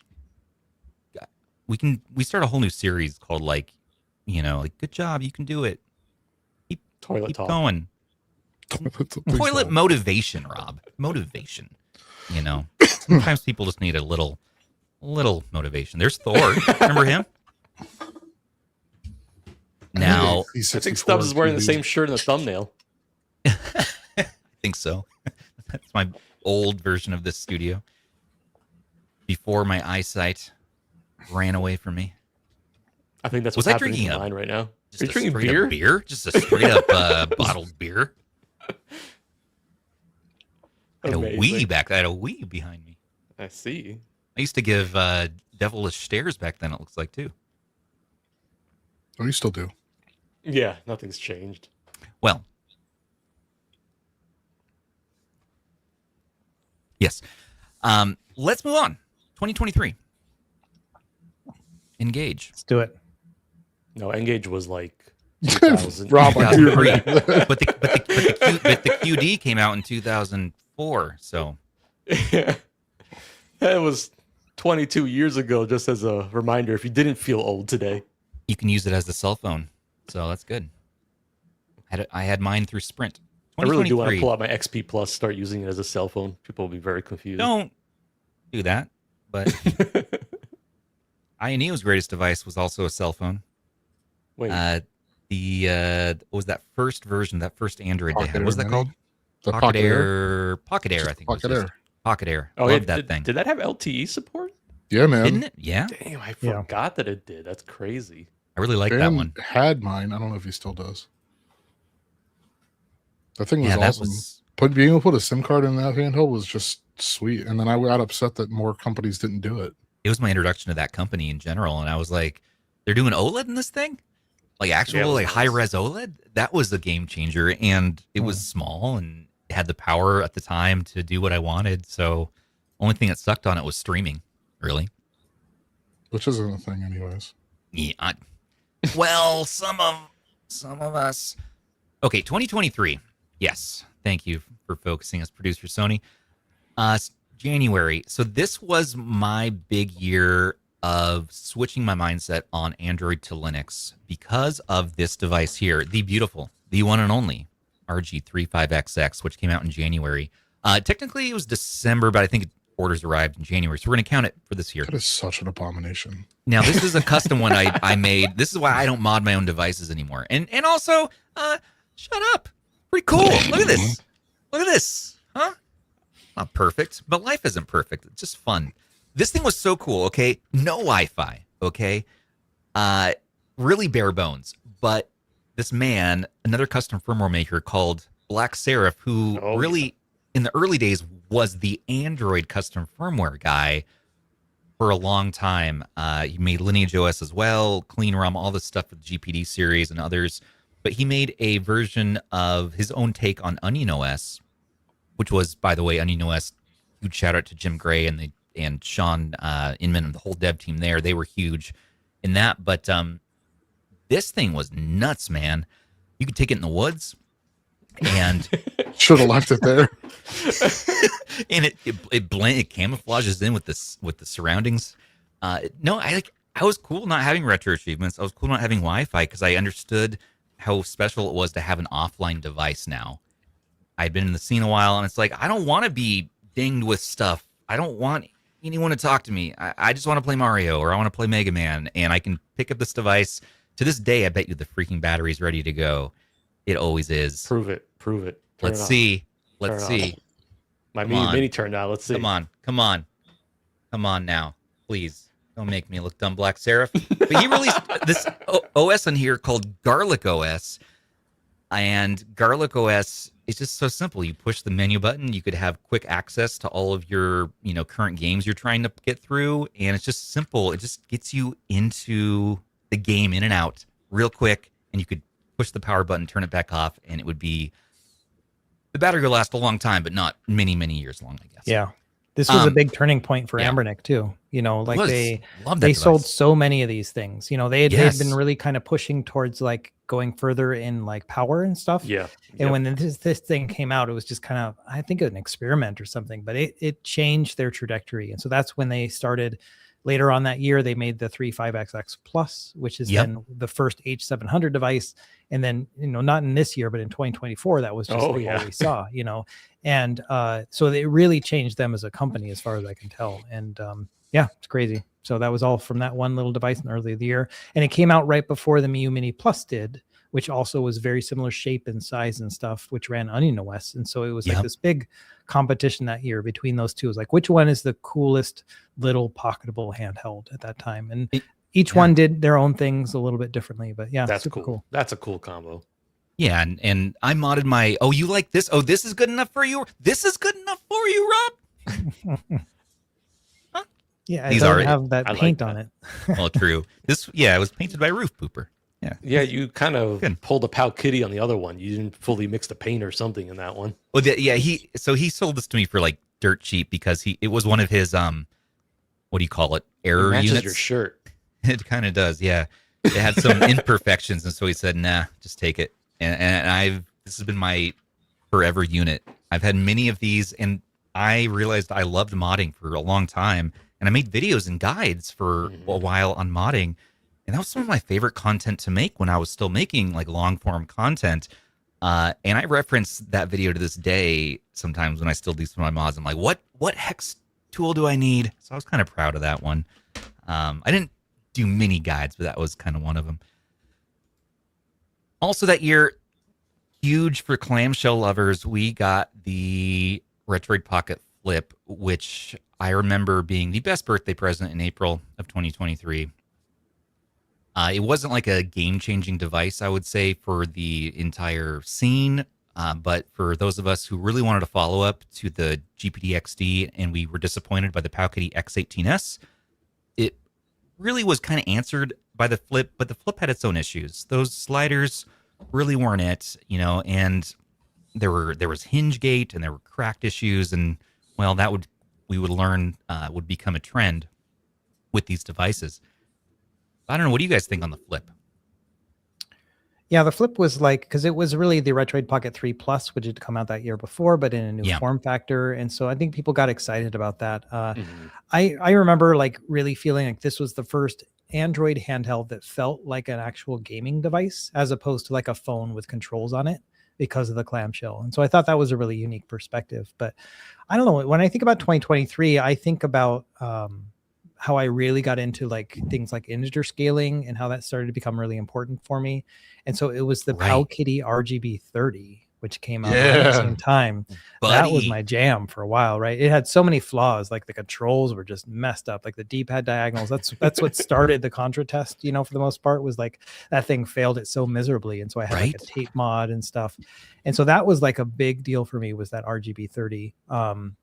Warts and all, but I really did love it. And so that was when I started like understanding scaling and aspect ratios and all that kind of stuff a little bit better. And so that's like a big moment for me in 2023, at least in the first half. By the second half, it was all the Odin 2, but before that, the RGB 30. I was not a fan of that handheld at all when it came out, but over time I came to appreciate it, and I would start collecting it and modding it. That was one of those. The Flip. That's the limited edition. So I actually saved this one. If you, that's you can see. Hold on. That's the one that had the cracked hinges the most. Yes. Right. So you probably can see a little bit of it, but I fixed the hinge, so it's. Yeah, you can see I had to like do some like work on it but it works fine now. The hinge is great now. So fantastic. Reinforced it, but it's such a crazy looking handheld. And look what popped right on as soon as I plugged it in. By the way. Oh, look at that Garlic OS popped right up. So good. Yeah, I have Onion on my Miu Mini, which is great too. You could change performance on the fly with the select button. Look at this. You could put it in plus mode, or just like that's the CPU governor. You could just switch how much power you needed, and so the battery would just sip on this. And I'm serious when I say you could take it on a trip in the woods or wherever and just game for what felt like forever to me. Only beat by the battery life of the chicken handheld. Got one of those. Hell yeah. I remember the first time playing that handheld was the first year we went to see. Well, I went to CES, and we were having like a lunch break or whatever, and you gave this thing to me. I was like, "What is happening?" It's so bad. Did I give you the chicken handheld? No, you didn't give it to me. I tried it for the first time with the unique version of Mario Brothers. Oh yes, JJ the chicken. Oh. I made 2 videos, by the way, on that handheld. 2. It's crazy. The RGB 30 started the square screen. I was just going to say that. Like, it's crazy how that's where it all began. We were like, why Why It's would you need a it's dead at the moment, but a 720 by 720 display? You know, but And then everybody started using it. yeah, it made Same sense. thing with the because- T618. Powkitty was the first to use that chip. Yeah. Well, people want true 8:7 aspect ratio SNES, NES. Oh, stuff. You know, oh, there's the You know, beautiful. the square screens, like there's the I love the A1 unicorn. Mm. I got the Yeah. transparent purple one. I think I sold it to Jim. I don't know. I sold it to somebody, but I had one of the reviews I did. I have like a march. It's a march of the square screens. It's just all of them like stacked up, like with the one of them in the front. Because then after the 30, we got the 20SX, which also had the square screen. Right, and the 20, Right, that was the tall one. Yep. Yeah, the 20SX vertical. was the tall one, and we That one had had Amber stickers Nick. too, right? Yeah. Yeah, I did. You know, 1:1 aspect ratio is the one aspect ratio device I just have on hand. That's my least favorite RP Classic. aspect ratio. Oh, you're right. I do have an RP Classic. Yeah, I was gonna say you probably have an RP Classic. I Yeah, mean, you I do have have an those. RP Classic. Yeah. I I'm have like, them I just For the bought one rotate. off you. Yeah, that's right. I have a Pokemon one I was going to send you. Oh, the That rotate. You're right. That purple's Yeah. nice. Yeah, and the Oof. rotate's right there. I'll buy Um, that purple off you too. You want the purple instead? Go with my purple RP3 Plus. Oh, Wow, those are not the same. I forgot. Your colors are all messed up. Yeah, don't trust. I'm don't, like, don't what? trust my face colors. Here, I can give you more neutral ISO. No, I'm not going to mess with it right now. Anyways, He's like, no, you don't want to see how white I am. I'm so pale. Even though I've been out in the sun. I'm in Oregon. I've been out biking half of today. Okay, and It I doesn't matter if still you're outside. There's still no sun am out there. pale in August in Oregon. Why? Why? Anyways. It's great. 1:1 was really the start of that revolution, and we started seeing Ambernick make them with the Cube XX and the Cube. Yeah. That was another thing, and they had their whole light bleed gate, and there was every release we started that getting was with this the, drama. yeah, the RG Cube. Oh man. Yeah, that was the following year, but yeah. Yeah. Oh, that was Yeah. awful. The community's always sort of had this has always been something to sort of be outraged or really dive in deep on because, man, you know that they're going to figure it out. And the companies have got to learn this by now. It's like, you can't sneak things by these people, okay? Like, we will find it, whatever it is. And that level of outrage is the only dial that seems to be adjustable, depending on what it is. But yeah, the light bleed thing started being a concern from everybody. And now all of a sudden we're doing this metric of light bleed testing a lot more on devices. And it's like really a main thing we look for these days. So honestly, some of those mistakes helped the scene as a whole, you know, because now we are looking for this thing. Yeah. Maybe we weren't as deep before because not that standards were lower in the early days, but we didn't know what we didn't know yet, I guess. You know, we didn't know like, oh, Yeah, as well. That's true. Yeah. you know, it's like, oh, this thing plays retro games, sweet. And over time, we add more and more and more and more and more and more to the metrics we're testing against, and it became a crazy job. And no more, no more so than with Russ here in your deep, because you Like- started out with a template with the deep dive review format, almost an hour Yeah. sometimes, and then you Gosh, had it's exhausting. you felt yourself needing to do this for everybody every single video, and to this day you're still doing that. I don't know how you do this. It's Yeah. incredible. I highly respect it. I'm exhausted for you, but I'm exhausted for me too. It's that it's, you know, like, and it's one of those where it's the level of expectations I put on myself and then others on me. And it's like, I kind of got to do it all, you know. Yeah. I'm a detail oriented guy, so I'm always going to be kind of focused on that, but it's hard. Like my reviews sometimes if everyone gets their device at the same time, then it's very hard for me to make a review in time Right. with everyone else. It takes me a little bit longer. And so it is what it is, but I like being that guy as well. I still don't consider myself like a technical reviewer. Like I'm not using like professional grade Right. equipment for some of this stuff, but I like to give are. like my best impressions, you know, and the best details that I can from like a just everyday user perspective. now 2023, someone else mentioned here, Zoo is the only responsible one sleeping. Yeah, well, he's on East Coast time zone. Okay, So Calm was down. Andrew. Calm down. And Yeah, so So calm was down. Andrew. and Zoo isn't always sleeping. Sometimes at 3 a.m, he stumbles into a room you're sharing with him in an Airbnb. Was that year or the year Pantsless. before? Or Well, after? Yeah. That was my We'll first get- year at CES. Yes, We'll get to I was across 2024 from stories Zoo, in a too. minute. pretty sure. That's stern but fair.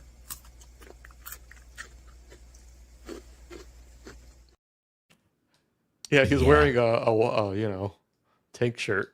I was gonna Never say sell something, out. say something else, but yeah. I think I heard him singing too on the way to you guys' room.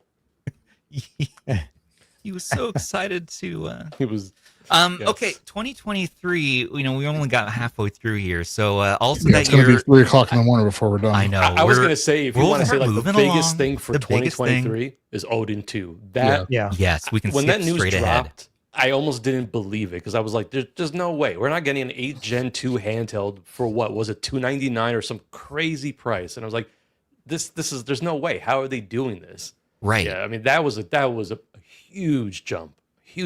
and we're still using that chip to Today. this day. Right. Yeah. The Same 8 one Gen as the 2. Nova. Yeah. Yep. And that was before we even knew about Dragon Wing, and it was Dragon Wing all along. Yeah. Bastards. But this Yeah. was That was definitely a quit my channel kind of handheld. I mean, Yeah. all of 2024, this was like the handheld I used the most by far. and it really No, was Odin 2 Endgame. so exciting for me. I was so excited to get that chip into a handheld like that. Yeah, we couldn't believe that they were bringing such a modern chip. It was only a year or two behind, because we were used to chips, Yeah, 5, 6 yeah, it years, was. 10 years behind. Mini handhelds, like, okay, this CPU is from 2013, whatever it is. We got used to that. And it was amazing that AYN took a swing like this with Qualcomm and was able to make this partnership and release this handheld. Yeah, they did it with the Odin, but this thing was everything you loved on next level. I remember Joey's review too. He was like, "This is Endgame." We were, back then we were collaborating a lot with that gentleman as well. Speaking of, RH and our YouTube partnerships, we got Russ, we got Shem, we got Rob here, and Joey. We kind of had like the 5 of us really in Team Retroid, really releasing a lot of content alongside each other. There was a lot of collaborations. And that's why today in our Discord, you see those standout channels from those fellows before we started opening it up to the world at large. Like, okay, content creators, come here, make your home in RH. Let's do it.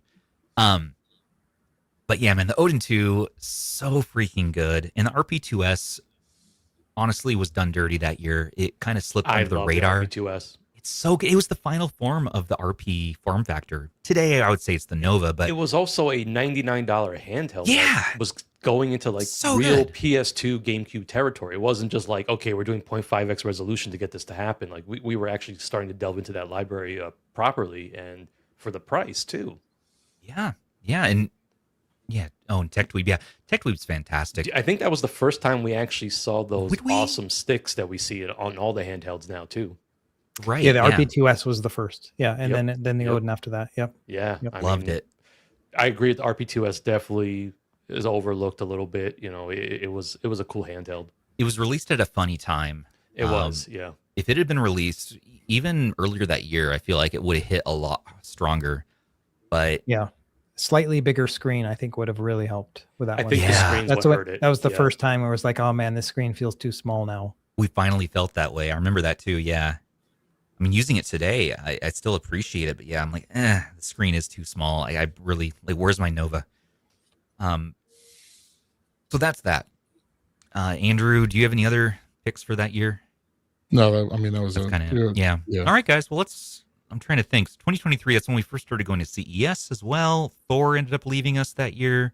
And I met Rob, and we started season 3 and kind of retooled the entire show here on the podcast. And I don't remember what else. Crazy Russ? to see where we are from that time. It's nuts.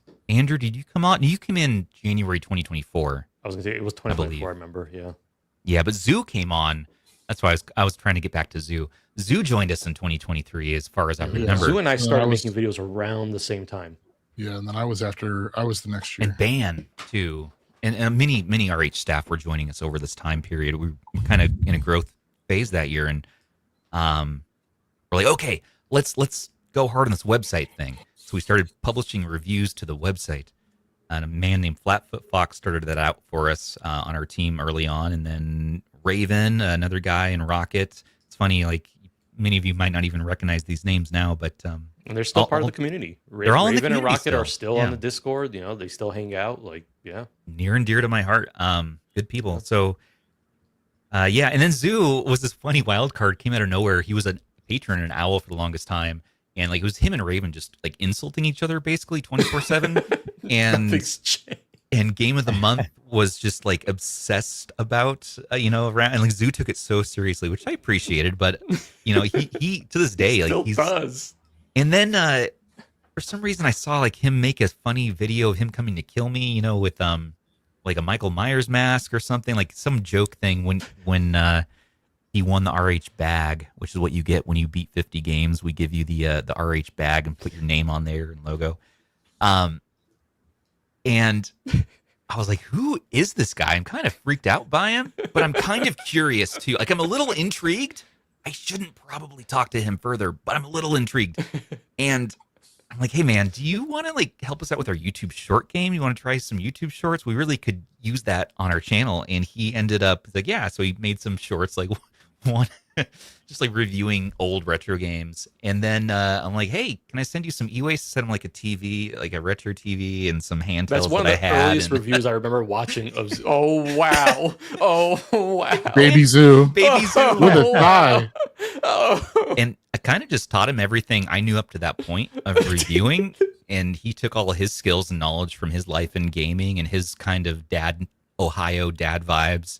And he just started working really, really hard and putting his nose to the grindstone. And he caught up so fast in skill, and just like I started backing off as the main reviewer on the channel. And I was like, man, this guy can capture the audience in a way that's so perfect. And I really just vibed with the live streams in this Was podcast. this when Zoo was auditioning for DK Oldies? Was he selling us used SNES games? Yeah.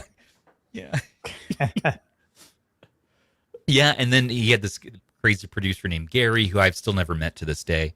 But he would flash exists. Raven's face across the screen. The best is like if you look at the comments of his earlier videos, people were like, "What is actually Who is this happening?" guy? in this No, man. video? In he can be a polarizing figure sometimes in the community, I know too. But he's just a good guy, and like he takes what he does seriously, has fun with it, and appreciate he's on our channel. So I'm just giving the team some love.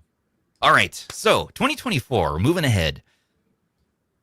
January of that year, we got the 35XXH, which I kind of slept on, and I'm still not huge on it. But I know, I'm not huge on it. Either. Russ, this was huge for you. Like, this was like one of your favorites, I remember. Well, yeah, because it was like, you remember we talked earlier about the 351P, then the V, then the M, and the MP and stuff. We finally got a plastic 4x3 small handheld. It took so many years, but that was like the big thing for me, is like, finally this one. And then by that time, it's like, okay, well, now the screen's a little small. Can you make it 4 inches, And so it was like, it was one of those where, yeah, that was the big thing for me, was finally like truth being realized, from Ambernick. And I'm still kind of harping on them. I'm like, can you please make a proper 4.5 inch version of this one as well? And so maybe that'll come out at some point too. Who knows? Yeah, there's still time. There's somehow still many form factors and options not explored. Yeah. Which is amazing, because I was going to say 2024 was the year of the H700 and the XX line. I mean, it really how many was. handhelds did we get that year? I mean, really, it was crazy. I remember Every being like month. a dozen. Yeah. Yep. Yeah, Yep. and while the 35XXH didn't capture me, a few other handhelds in that line The really SP did. definitely caught me. The Yeah. SP Yeah, that was exciting crazy. when it came out. Yeah. I took that everywhere, traveling, airplanes. I mean, it was such a good clamshell and toss around. The 28XX held its own too for being a little micro miniature handheld. And the 556 with an OLED screen. I mean, that was kind of cool too. Although it was harder to love that one when you had something like the Odin 2. The only thing it had going for it, again, was that OLED. You got a new ceiling for performance there with this chipset that it had. And Gamma as well came and saved that device. Fixed the awful screen PWM flickering thing. Yep. And the cardinal snapping issues on many devices. So. All I remember is the plastic on the transparent models. That Rough. shiny, very slick plastic was a choice. It was interesting. It It was that 1990s like It was so bad. squirt gun plastic. Oh, like it when you was buy a like- squirt gun at the store, it was that plastic. Felt wrong. Just- it was comfortable, but it was just the material was it was rough. Yeah. But then the white version, White was the other one version was white? Okay. It was white. Was right? it? Well, yeah, I think, or was that 557? I can't remember. There was a remember black the color one. either. That was It was really black. It was smudgy. black. It was And black. that one, And I think the white was 557. yeah, Hmm. yeah. The black one was smudgy, but Yep. Yeah, you Still- couldn't win on that one. still we had fun with that one. And Problem is, it came right after the Retro Pocket 4 Pro, which was like kind of the Right. big one. Outside of the display, I mean, I definitely liked the OLED panel on the 556. It was nice outside of the whole PWM flickering. But yeah, I mean, 2024 was an interesting year. I'm like kind of looking through the list, and it's kind of not Yeah, as exciting as I remember it being. Yeah. Well, we It was- had the Odin 2 Mini. The Odin 2 Portal Yeah. also came out that year at Oh, the end Odin of the 2 year. Portal You was know? those big were deal. huge. Yeah. Yeah. And the SP was big for me. That ended up being like I remember when I made my list favorite of the year, it Mhm. was the SP that I liked the best, even though I had remember. like the Odin 2. And that was just a good year. And the RP5 came out that year, it's a big deal. Like they finally got their own Yep. OLED handheld, I There's a love lot- the there's a Retro lot of Pocket stuff Mini. there. That one for me was my big one. I just love the idea of this tiny little handheld, and here I am starting to play PC games on it. It just blew my mind that we could do this. It was awesome. Yeah. Yeah. And yeah. it was really my start with my disdain for Retroid. Well, it really started with the RP3. I was like, why make this widescreen? Why you guys, we got AYN doing the widescreen thing on the Android front. Why you guys, and I didn't know then how deeply connected the two companies were quite yet. And why are you guys doing this? And I didn't get it. And the RP4 as well. I didn't get it. I slept on that release. I'm like, I don't really like it. RP5 though, adding on the OLED screen and kind of perfecting what they'd done up to that point, that one clicked for me a bit more. While I still was pining for my OLED 4x3, which came eventually this year with the Nova. Yeah. But I didn't care as much for the 4. I don't know. I know a lot of people love it. I had the Dimensity chip. I just don't care for. I really love the Snapdragon handhelds for Android, and they knocked it out of the park with that RP5 there, though. So Yeah. And, we had a couple others that came out that year. So the Trim UI Brick came out at the end of that year. So that was a Yum. big one That, too. yeah. But honestly, for me, it was the 2024 was the year of the Odin 2 because that's just what I played all that year. All these other ones came out, but that was the handheld that I actually used all the time, and so I would take it on trips and stuff. Yep. And so that was for me like that big handheld of the year. And I mean, the Odin 2 Mini also obviously a little more niche. Wasn't Yeah. as huge of a Yeah. thing. Had its own little issues, and this kind of funky mini LED screen, which was kind of neat, but also had its own like blooming and stuff. And the Yeah. screen was smaller, and so they really was that when they had the portals. The I portal think the next year, Odin 2 Mini is going No, to be Portal looked was at. the end of that year. Yeah. into that year. The portal. Yeah, I think it started shipping in 2025. It kind of Okay, we'll it's wait slipped for into the 2025. I think. okay. We'll wait for the next one then for that. But Yeah. the mini was pretty good, but the Odin 2 still like reigned supreme really for all of that year. And to this day, I mean, the Odin 2 Mini now it's discontinued. People do seek this one out. It's one I still see like people asking about and like where can I find this for the price and the power you get. And it was so small, like a Vita, hmm and it was like kind of the small. If you wanted a smaller handheld, it was kind of like the one for a while until what do we get to replace this now? Oh man. I would say that the what was the good replacement for that one? I mean, it kind of feels like the Nova is kind of like The that. Nova. I was gonna say the Nova Well, outside of it being 4.3, but 4.3, it really does right. feel like the sizing of it. No, you know what? Or You the know what it is? RP6. RP6. I was going to say Yeah. it's got to be the RP6 because about the it's same size, Yeah, because yeah. it's Same smaller size. than what the Odin 2 is. Yeah. Mhm. same chip. Yeah, this really was. You have the right color too. I'm proud of you. Beautiful color. I like purple. I love that I like color. purple. But So the good. brick, and I know this is the hammer version, but the brick was so good. And this was another one of those Linux devices that really captured my heart, and I take it everywhere. And one of my favorite devices that I think was like my favorite budget device that year. Love this color. It's great. So we're good. missing one handheld from 2024. Oh yeah, Andrew, what about you? Which Yeah, one? what do you got? This one. Yeah, that's DMG. right. Yeah. I and Neo had a It was lot. like October, November, I think. Yep, it was. Yeah, it was later in the year. Yeah. Yeah. But this Oh, is I- my. I will not let this go as long as I can. I They- have fond memories of that one when we were all at CES and Russ Yeah, comparing that was my first Remember? January. Uh-huh. We were all at And that CES. janky ass house that we were in. Yeah, Yeah. because we like because what Andrew and I you had the white one and I had Uh-huh. the DMG one, and I was like, I really want that white one. Let's trade. And I really you wanted the you sent it DMG over. one. Yeah, and he sent it over, and I was like, actually, can I trade back and I'll give you like a handheld to make up for it? Because I hated the plastic texture on it with that smeary texture. That's right. And so what did I give you? Like a GBD Win Max or something? Which Yeah, I I have. Max 2, and which I Yeah. traded to Rob because he wouldn't shut up about it for a mini PC. Right. So I was like, hey, I want to trade back, but here's a $1,000 handheld to make up for it, And so that's how much I wanted that What one a back. deal. I remember that. Yeah. Yeah. Yeah, it was. Yeah, I still have that it. was Love it. Yeah. Yeah, that was. That was good. And that's the year that, Andrew, you came on board the team again and you came with us to CES, and Rob and we had a So much I bigger came group. on the team in 2024 4, yeah. January. after CES. Was it after? Oh, right. It was after. You didn't come with us I- to like, CES till the It was. next one, We right? had an agreement that we would talk. Basically, I would join the team, yeah. but you were still at CES. Right. 24. And Yeah, then I joined interview. after that, and then I came to 25 CES Yeah. 25. Yeah, Andrew was at 25 CES. Yeah, that's 25 right. to You can 26.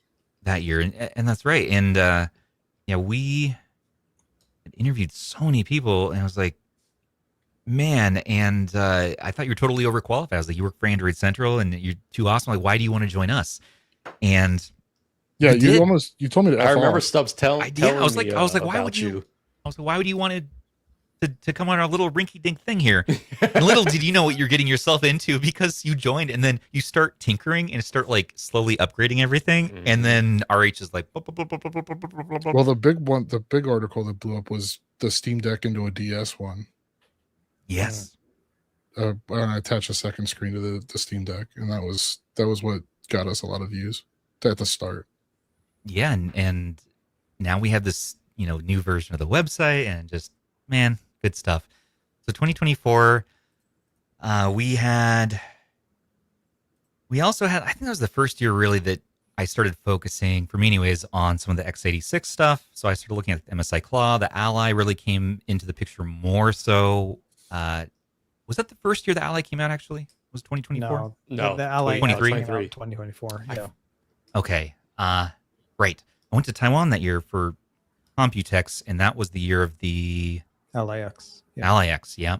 So we started seeing what we can do with retro gaming on these crazy powerful x86 devices, and there's way too many devices to talk about, everybody. As you can tell, as we're going on here, Oh, it's like, yeah. I we was going gotta- to we say, gotta I pick. forgot one of my choices, which was the couple. original Ally for 23. 'Cause, Yeah. that was a big deal for just It having a was. big manufacturer enter the space.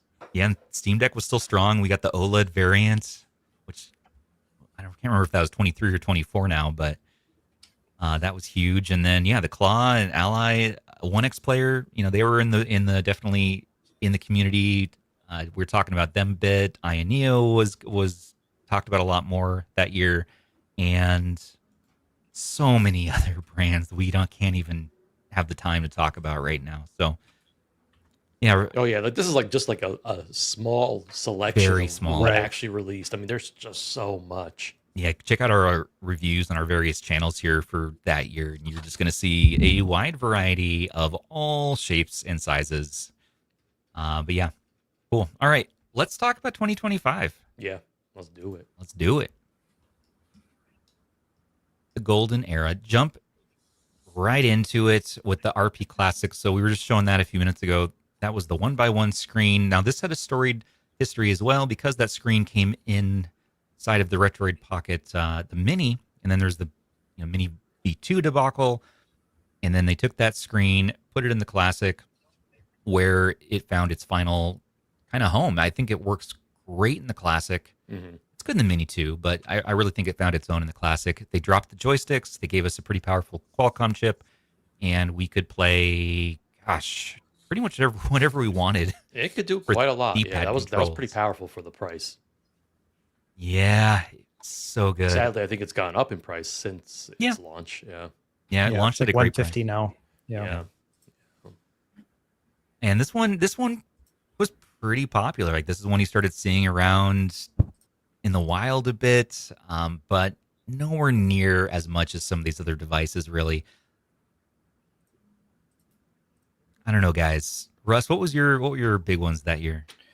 Well, I mean, it's always kind of by the end of the year is really where the big ones come out for me. So the Odin 3 came out, Odin 3 hands down. Yep. Yeah, such Yep. a big one. And then of course the Thor came out that Oh, summer last year. Oh, And then the RP Classic is still my favorite vertical handheld. You know, it's still the one for me. I love it. Rob, what Yeah. about you? I was gonna also throw in one for the Odin 2 portal. I think the Odin 2 portal is still, you Yep. know, one of the best to this day. And really I think the Odin 2 lineup perfected, so to speak, you know. And again, the base model that's still for sale is a great value. I mean, man, talk about a good value. If you're just jumping into the space, starting with that would be a great way to start. Yeah, Yeah. Was the G2? I think the G2 was technically 26, is it not? I don't know. It came out last year, but It came did, out okay. last year. Yeah. it's Oh, one of those where What it was like also disappeared. mid year, I think. Yeah. Was it mid-year? I think so. Yeah. I think so. That's yeah. so funny. Okay, yeah, the Thor. I mean, that's the one that stands out head and shoulders for me for last year. The Thor definitely, I think, you know, you talk about devices that kind of made the space grow. The Thor is definitely one of those handhelds that took the space, the hobby into another level in terms of just the audience and the people who are paying attention and probably new people have joined the community, honestly. Yeah. The Thor was probably the big one. You know what's funny? On the opposite end, in sort of the budget segment, I mean ultra budget, the R36S deserves Oh, a yeah. mention. Oh yeah. That thing For sure. brought this hobby to a whole new mass of people. Okay, like you're finding Still these to things this day. in Still Micro to this Center. day. You see that at random shops around the world. You know, people can buy it for $25 much of the time, and it's just the entry point. In the handheld itself, all the clones, many problems, nearly impossible to support it or offer help to anybody who has questions about it, because it's like, which of the 40 variants of this exact handheld do you have? You know, and all of them seem to need different versions of ArcOS or whatever. My buddy Kyle, Rip Kyle, gave him one of mine recently, and he's really into the R36S, and he's like, I love this thing. It was really tough to figure out that you gave me a clone. I was like, I gave you a filthy clone? He's like, yeah, I found it out when I tried to load custom firmware on. And I'm like, ooh, I'm sorry, man. Well, it was $25. But yeah, it was such a huge thing, even though people make fun of it and it has its issues for 25 to 30 bucks. I mean, come on. Like what more do you have to say about it? You can run our 351 Droid on there. Come on.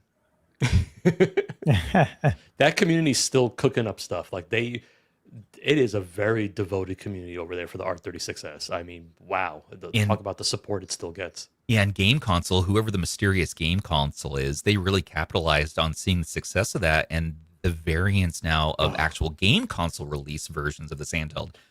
Whoever Game Console is, they made every variant under the sun now. You got the Max version, and you got the, I don't know, 1x1 version. One with and soccer balls on it. basketballs. You got the Batman version. You got the Batman version, disc. yes. You got the K36S. I mean, Nick on our website Ken team Hank got in on it. Everybody got in on it. Yeah, Ban and Nick both covered. Well, not Ban as much, but Nick on our website, he loves these devices, man. He loves the budget. What we lovingly refer to as e-waste, he lovingly refers to as just the best handhelds on the market for the money. So, check out his. Ben likes buying and finding e-waste. He doesn't He like does. writing about it. Nick likes writing about it and using it. Yeah. Or Ban loves discovering, right? Yeah, he just likes to show them off on his bookshelf that he ever, handhelds he never his actually Ouya. uses. Yeah. Ban, hop on the show. We can't be talking about you without you here. Oh, I can. Yeah, I was gonna say we can. We can definitely do it. What I I got had no listed. problem with that. What I had listed for 2025 was the Trim UI Brick Hammer and AYN. Hammer's So, great. Love the hammer. yep. No, the Odin 3 for get me that off screen. is the big one. 8 Elite in a handheld. Yup, I'm there, baby. Yeah, and I also got to mention now, we're looking at this, the Portal, of course, but Ioneo, I got to give them a little love. Honestly, the Evo. Evo was fantastic. I loved the Evo. Yeah, that was good handheld. More comfortable than the Portal to me, I think. It was more Yeah, it's comfortable. very much so. That was the thing with the Portal for me. I couldn't, Mhm. even with a grip, I couldn't use it regularly, Yeah. comfortably. Odin 3 is my Portal. I would love to have an Odin 3 with the Portal screen. Like, give me Odin 3 Portal. That's what I want. I almost bought the Portal because now it's available in Indigo in the base model. But yeah, still to this day, like the ergonomics aren't right for me, man. The buttons are loud and clicky, and yeah, I have to mod it quite a bit to get it to where I like it. Give a shout out to the. Well, I guess that's 2020. Is it 2026? I don't even know. The Pocket Max, the Ming-Me. Oh, yeah. Well, Yeah. okay. Yeah. That was this year, I think. That was this year. Yeah, I But think it was this year. Ming-Me Look who's started- here, Mr. Ouya himself. Come on, Mr. Mr. Yeah. Useless. Come on, Mr. Awesome I see how it is. Don't with worry. with the N64 shirt. Oh yeah, Man. I think Rob has one of these. I was gonna say, I think I used to have one. I gave it to Bobby. Riddle me this, band man. Was the Ming-Me RX 2025? Wasn't it? AirX was Yeah. 2025. Yeah. Pocket Mhm. Max was 26. 26. which- So It's The just RX crazy to think that was this year. I mean, the Doesn't RX, feel like it. no slouch. Honorable mention to the I RX. actually love the RX. Yes, And- yes. and let's Still we think it's not one of the forget, better values even to this day for around that $100 price point. of course, the Thor. But we can't Yeah. forget. There's another one that's kind of near and dear to my heart. Still, did I bring it? Did I bring it? Don't Anyways. bring out the 1X sugar. He's gonna bring I up don't- the I don't RP have- flip you too. think- Data Frog. You're- Data you- Frog. you People think- in chat want Data Frog. I don't have the Data Frog anymore. It's a fire hazard. But One of you guys has my 1X sugar still. Like, I still have not seen that since I sent it over I to was you like- guys I was like, a year I and was a like, half ago. I was like, you're cute. I was like, you think I still have that 1X sugar? No, Someone does. I don't. I I have it in my do. house. I don't know. I think Who that's the has person we that? might have lost. It doesn't No, we didn't matter. lose it. Right. Mike from Team No, Retro no. is I think the usually who- person is gone inherits. because of the handheld. Oh, They they killed took it and him. ran with it. They're like, finally, I have it. Took them out. Russ, Yeah. I want you to know I We'll give- declined every time they tried to send it to me. I Ah, there it declined. is. I declined Andrew's that got one. it. Look at that. Andrew's got it belongs with Andrew. It's Well, fine. what? I've got Why his me? TMT. It's fine. It's pretty fitting. Is that the one that started with Russ? That was Russ's originally. Yeah, Russ is and then you, and then Mike, I Mike, know and Retro. then me. I can't They wait sent for me that Andrew's one after retrospective a- on the 1X sugar. I'm actually Yeah. I'm actually kind of planning on it. I haven't used it in a Oh my while, gosh. so I'm gonna try and like revisit it. That's the one they sent me from a trade show. Like, they took it, they packaged it at the trade show and sent it to me, and so it was all messed up. You know, 1,000 hands had been on it, and it was all in Chinese, like absolutely no English options or anything. And so I had to like basically take that thing apart, figure out, because I got my SD card stuck in it too. So I had to take it apart to get my SD card back out. And Like, it then went Zoo into did the same shell. thing. Right. And then yeah, there's just so many issues with that one. And so I gave it a review, and then immediately was like, I don't want to see this again. Send it to you guys. Never saw it again. I did kind of like the Data Frog as well. Yes, that's true. For a long time. See, chat got it. The sugar belongs with Andrew because he's so sweet. It's Oh, true. you guys shut the. Dude, you can wear that as a mask. Hold on, put Oh, it wait, against your that face. was- yeah, Please, put it please up put that against. against your. No. Fold the bottom screen Hold- back. Hold it. Oh no, Wait. I'm not doing that. It's no, too late. please, I'm gonna go back and please. screen cap it. It's no problem. Please. What I'm gonna do is take a screen capture of Andrew's eyes and paste it onto the screen while he's holding it like that. Yes. No, please, for another sec. Come on, please, come on. That's gonna be Andrew's new profile picture. Move your hands. Move your hands.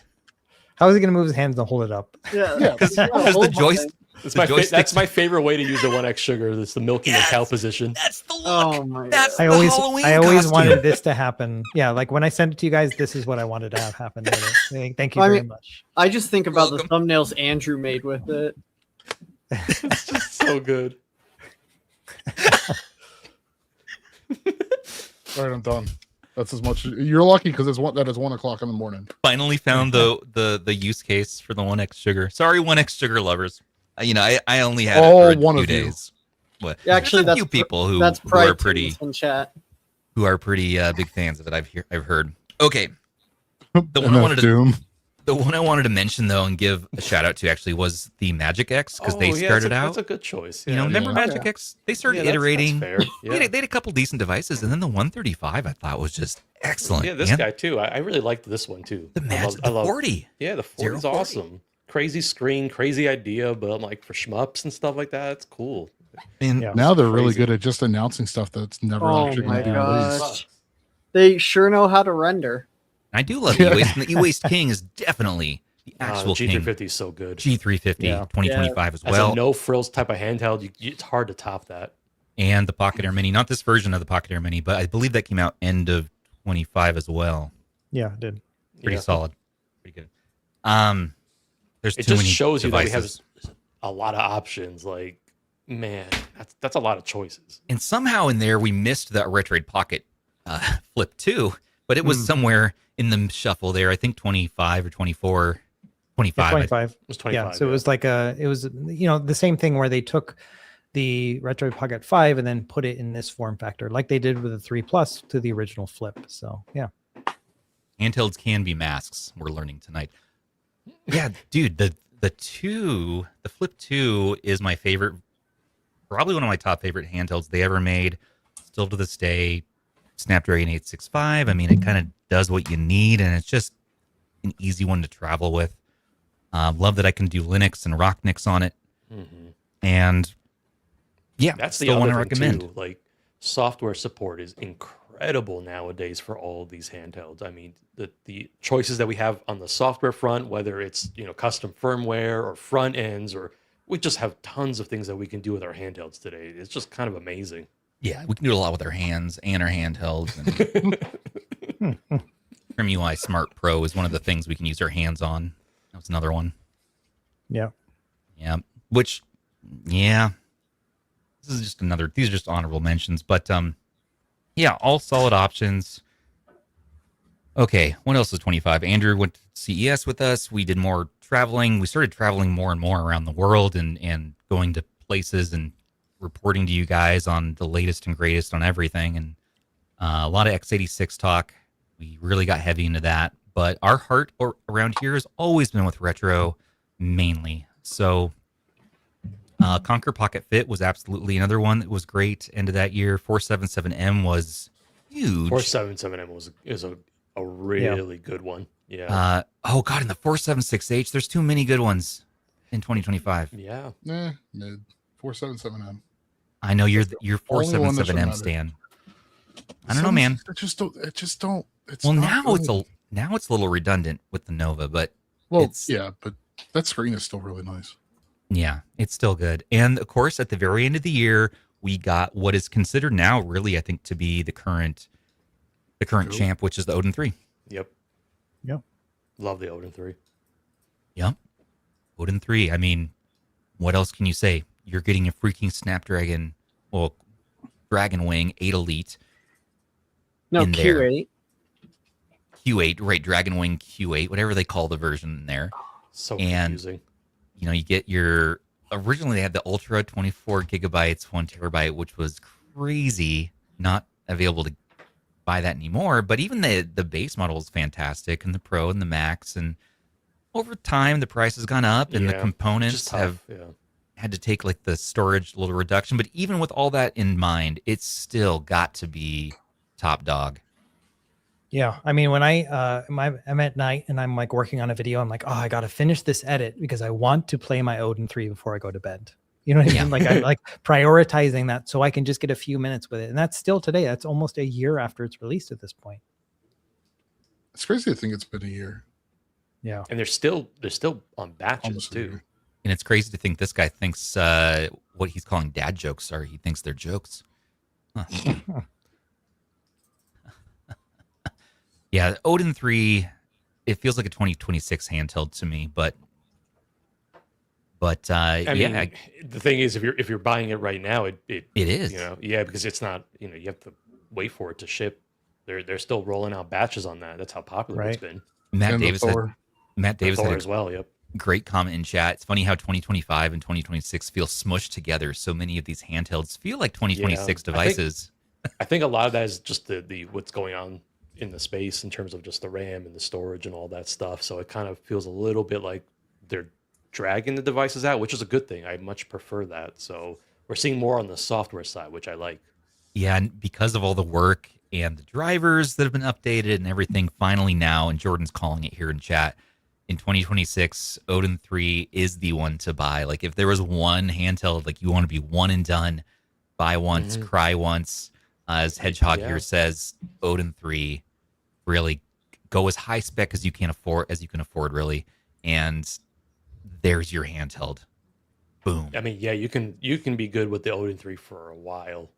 Just looking at what we are able to pull off with the 865 and the 8 Gen 2 to this day, again, we have a lot of room still with that 8 Elite. Now you're playing freaking PS3 games. PS4 games even. Well, no, but No. Xbox now and Xbox 360, Xbox 360, PS3, PC gaming continues to evolve. PC and get emulation. better. Yep. When did that start? Late 24, early 25. I want to say like early win later was what, 24-ish? 24. Yeah. So we were testing it in 24 with like the Odin 2 portal and stuff. That's when we really all were kind of like, hey, try this thing out. It was such a pain in the butt back then to test. But yeah, that's kind of where it started, 2024, really. I mean, it had been around before that, but that's where we got hold of it. Transition for that was Game Hub, and then we got Game Native, and that's kind of where it's like, okay, now more people can get into the whole PC gaming on Android type of thing. I accidentally hyped it too early with Pluvia for some people, apparently. Oh, yeah, I made a video on Pluvia. Dude, yeah. Pluvia is one that walked, so everything else could run. Game Native. Now we have Game things Native like really. Armada OS. Yeah. Armada. Running, so there's that's what I'm saying. The software side of it has been very exciting. Where it's opening up the doors to many possibilities now for people. Armada's, it's Steam Armada's, like full. You get Steam, you get desktop mode and everything. There's so much more complication in the hobby these days. There's so much more to talk about and cover. The most exciting thing, though, in the last 2 years has got to be PC emulation coming to Android handhelds. Wow, just like Steam Deck is still amazing and x86 is amazing, but we're starting to see where we can actually not need those handhelds as much. We could people are getting live. PC games running on a Pocket Air Mini. Like, you're opening up a door to a whole vast library of games with that. It's crazy to think how many games are available just through PC alone. So it's very exciting. Yeah, and DJ, absolutely, man. The best handheld is the one you have. Yep. And for a lot of people, that's probably their cell phone. I mean, realistically, again, look at cell phone gaming. We have all these great telescopic controller options. We've gotten like variations on that, and so there's so many different ways you can approach the hobby and choose your own way that you want to play, which is very exciting. I mean, you can have a cell phone, an R36S, exactly, and an Odin 3. That's all you need. Those three. No, I just wanted to show off my awesome modded R36S. That was fun. Cool, guys. Ban, you're joining us now. You have to pick every year. We got to hear your picks for the years. At least starting when you started with us, what, 23? At least when you started. I started with you guys in 2023. Okay. I joined the Discord, I think, in like 2022. But I mean, I started in 2020. I got an RG350M off of Droid because it was way too expensive, but it was like the one site I could actually trust because I didn't understand Retro Mimi at the time either. Right, Retro Mimi. But 2021, I would say I got a Miu Mini like in December, and that was something I just like enjoyed the hell out of right then and there. 2022, I'd go with the RP3 Plus. 24, Odin 2. 2025, Retroid Pocket Flip 2. And then this year I've used the Mangmi Pocket Max a lot, but that's because I just found it to be a lot more comfortable than like the Portal, for example. Yeah. We must talk about the Pocket Max as we're getting into 2026 here. Love, yeah. And for those of you who don't know, Ban for a while was making videos on our channel as well, alongside Zoo and I. He has his Unboxed series. Now he's doing more, podcasts and working on the website. But these are some cool unboxing videos you were doing. And I think it was like right at the end when we were just kind of like, I don't think there's anything else to do with it, that we finally figured out how to make the thumbnails for those things. Right, I know. Yeah, we were always learning. We're always kind of like learning Yeah. constantly around here. Like how do we, well, how to content creation. But with And- how quickly Zoo gets a device and can figure out how to make something entertaining with it, It's like, I know It's you and good. me both Yeah. were like, let's let the man shine here on this. Let him And, cook. Like, let's play to our strengths, and each of us kind of like are in our lanes, like doing the shit that we like to do, and that we're better at. I think, I don't know. Okay, so.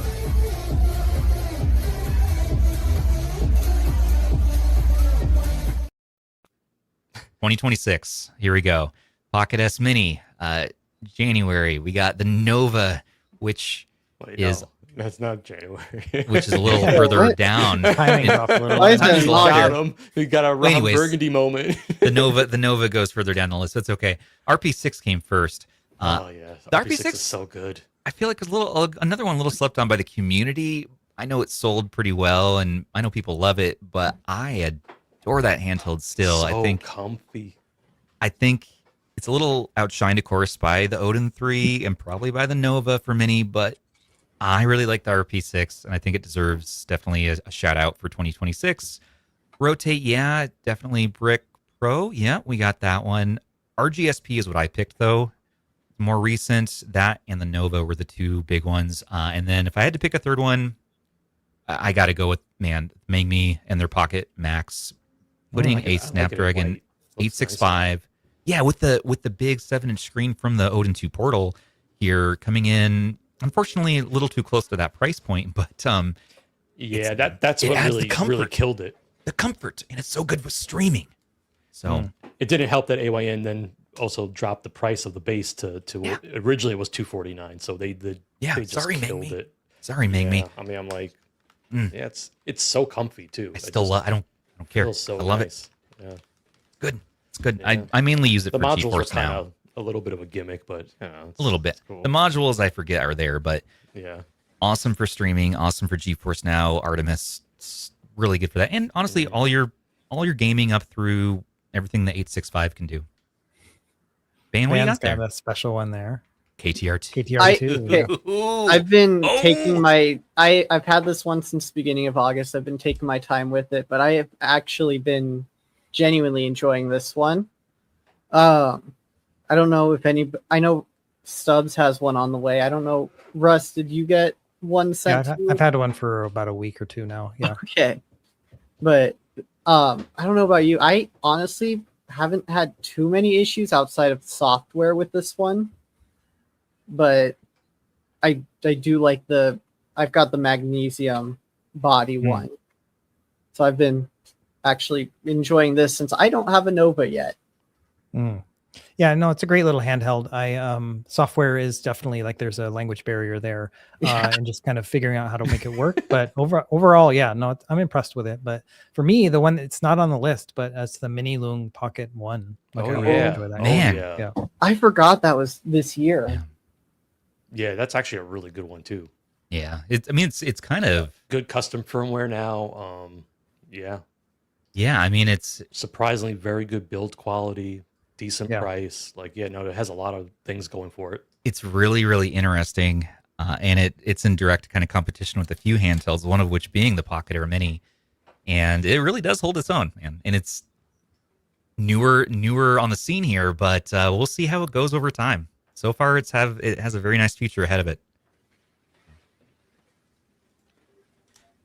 That's one. Gosh, what else, guys? We went to 2026 CES has been a little bit here, went to slower. Taiwan, a little it slowed down because of the tariffs. All the sad stuff started happening in heavy last year, and then even more so this year. It's even worse this year with all It's the RAM gotten worse. storage. Now you're getting Qualcomm increasing prices, so it's just It's everything not- across the board. The timeline we're in now, today, is definitely not as much fun as it once was. But arguably, it's kind of this torturous feeling because, we have the best devices ever in this hobby of all time. I mean, come on. Seriously. We're so spoiled for choice. We're so spoiled for just awesome things. And it's like, I really feel envious of the people who can just buy one device now, like an Odin 3, and like they enjoy it to the fullest, and they're just going to carry on with that one thing. For those of us who've been in this for so many years and have way too many handhelds, way too real sickness.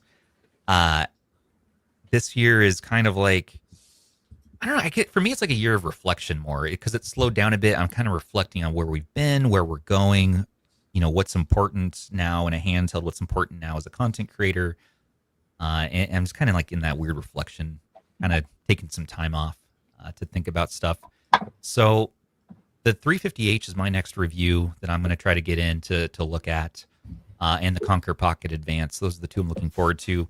But right now, I got to give it to, again, the Nova and the RGSP. RGSP has got to be the culmination of Anbernic's H700 line, their best clamshell for sure. They took everything they've learned and put it in this thing, and it's very good. It's such a good for budget.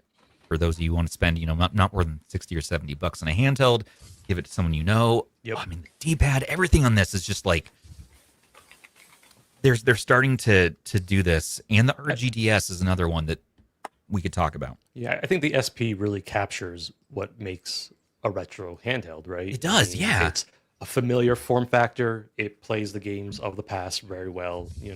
Pocketable, small, affordable. I mean, yeah, it really hits on all those points. And it just does what it does. And with this new world of dual screens and the Surface Duo finally getting a follow-up device in the form of Samsung and their Fold 8 here, this thing, the world of both cell phone mobile gaming and x86 and these handhelds is just crazier and cooler and wilder than ever. And it's at a time where things in the world are in a tough spot. And so I was hoping some words of wisdom would come out of me as I started talking about this, and I'm not finding it. I'm finding myself exhausted, worn down, but my heart's full, and I'm very grateful for all of you being here. I'm very grateful that we get to still do this 6-7 years on here. 6, 7. Oh God! Don't. I'm gonna remove Rob from the channel. No, Rob. I'm just finding myself a little sentimental tonight with you all. So, yeah, it's been good. Sorry.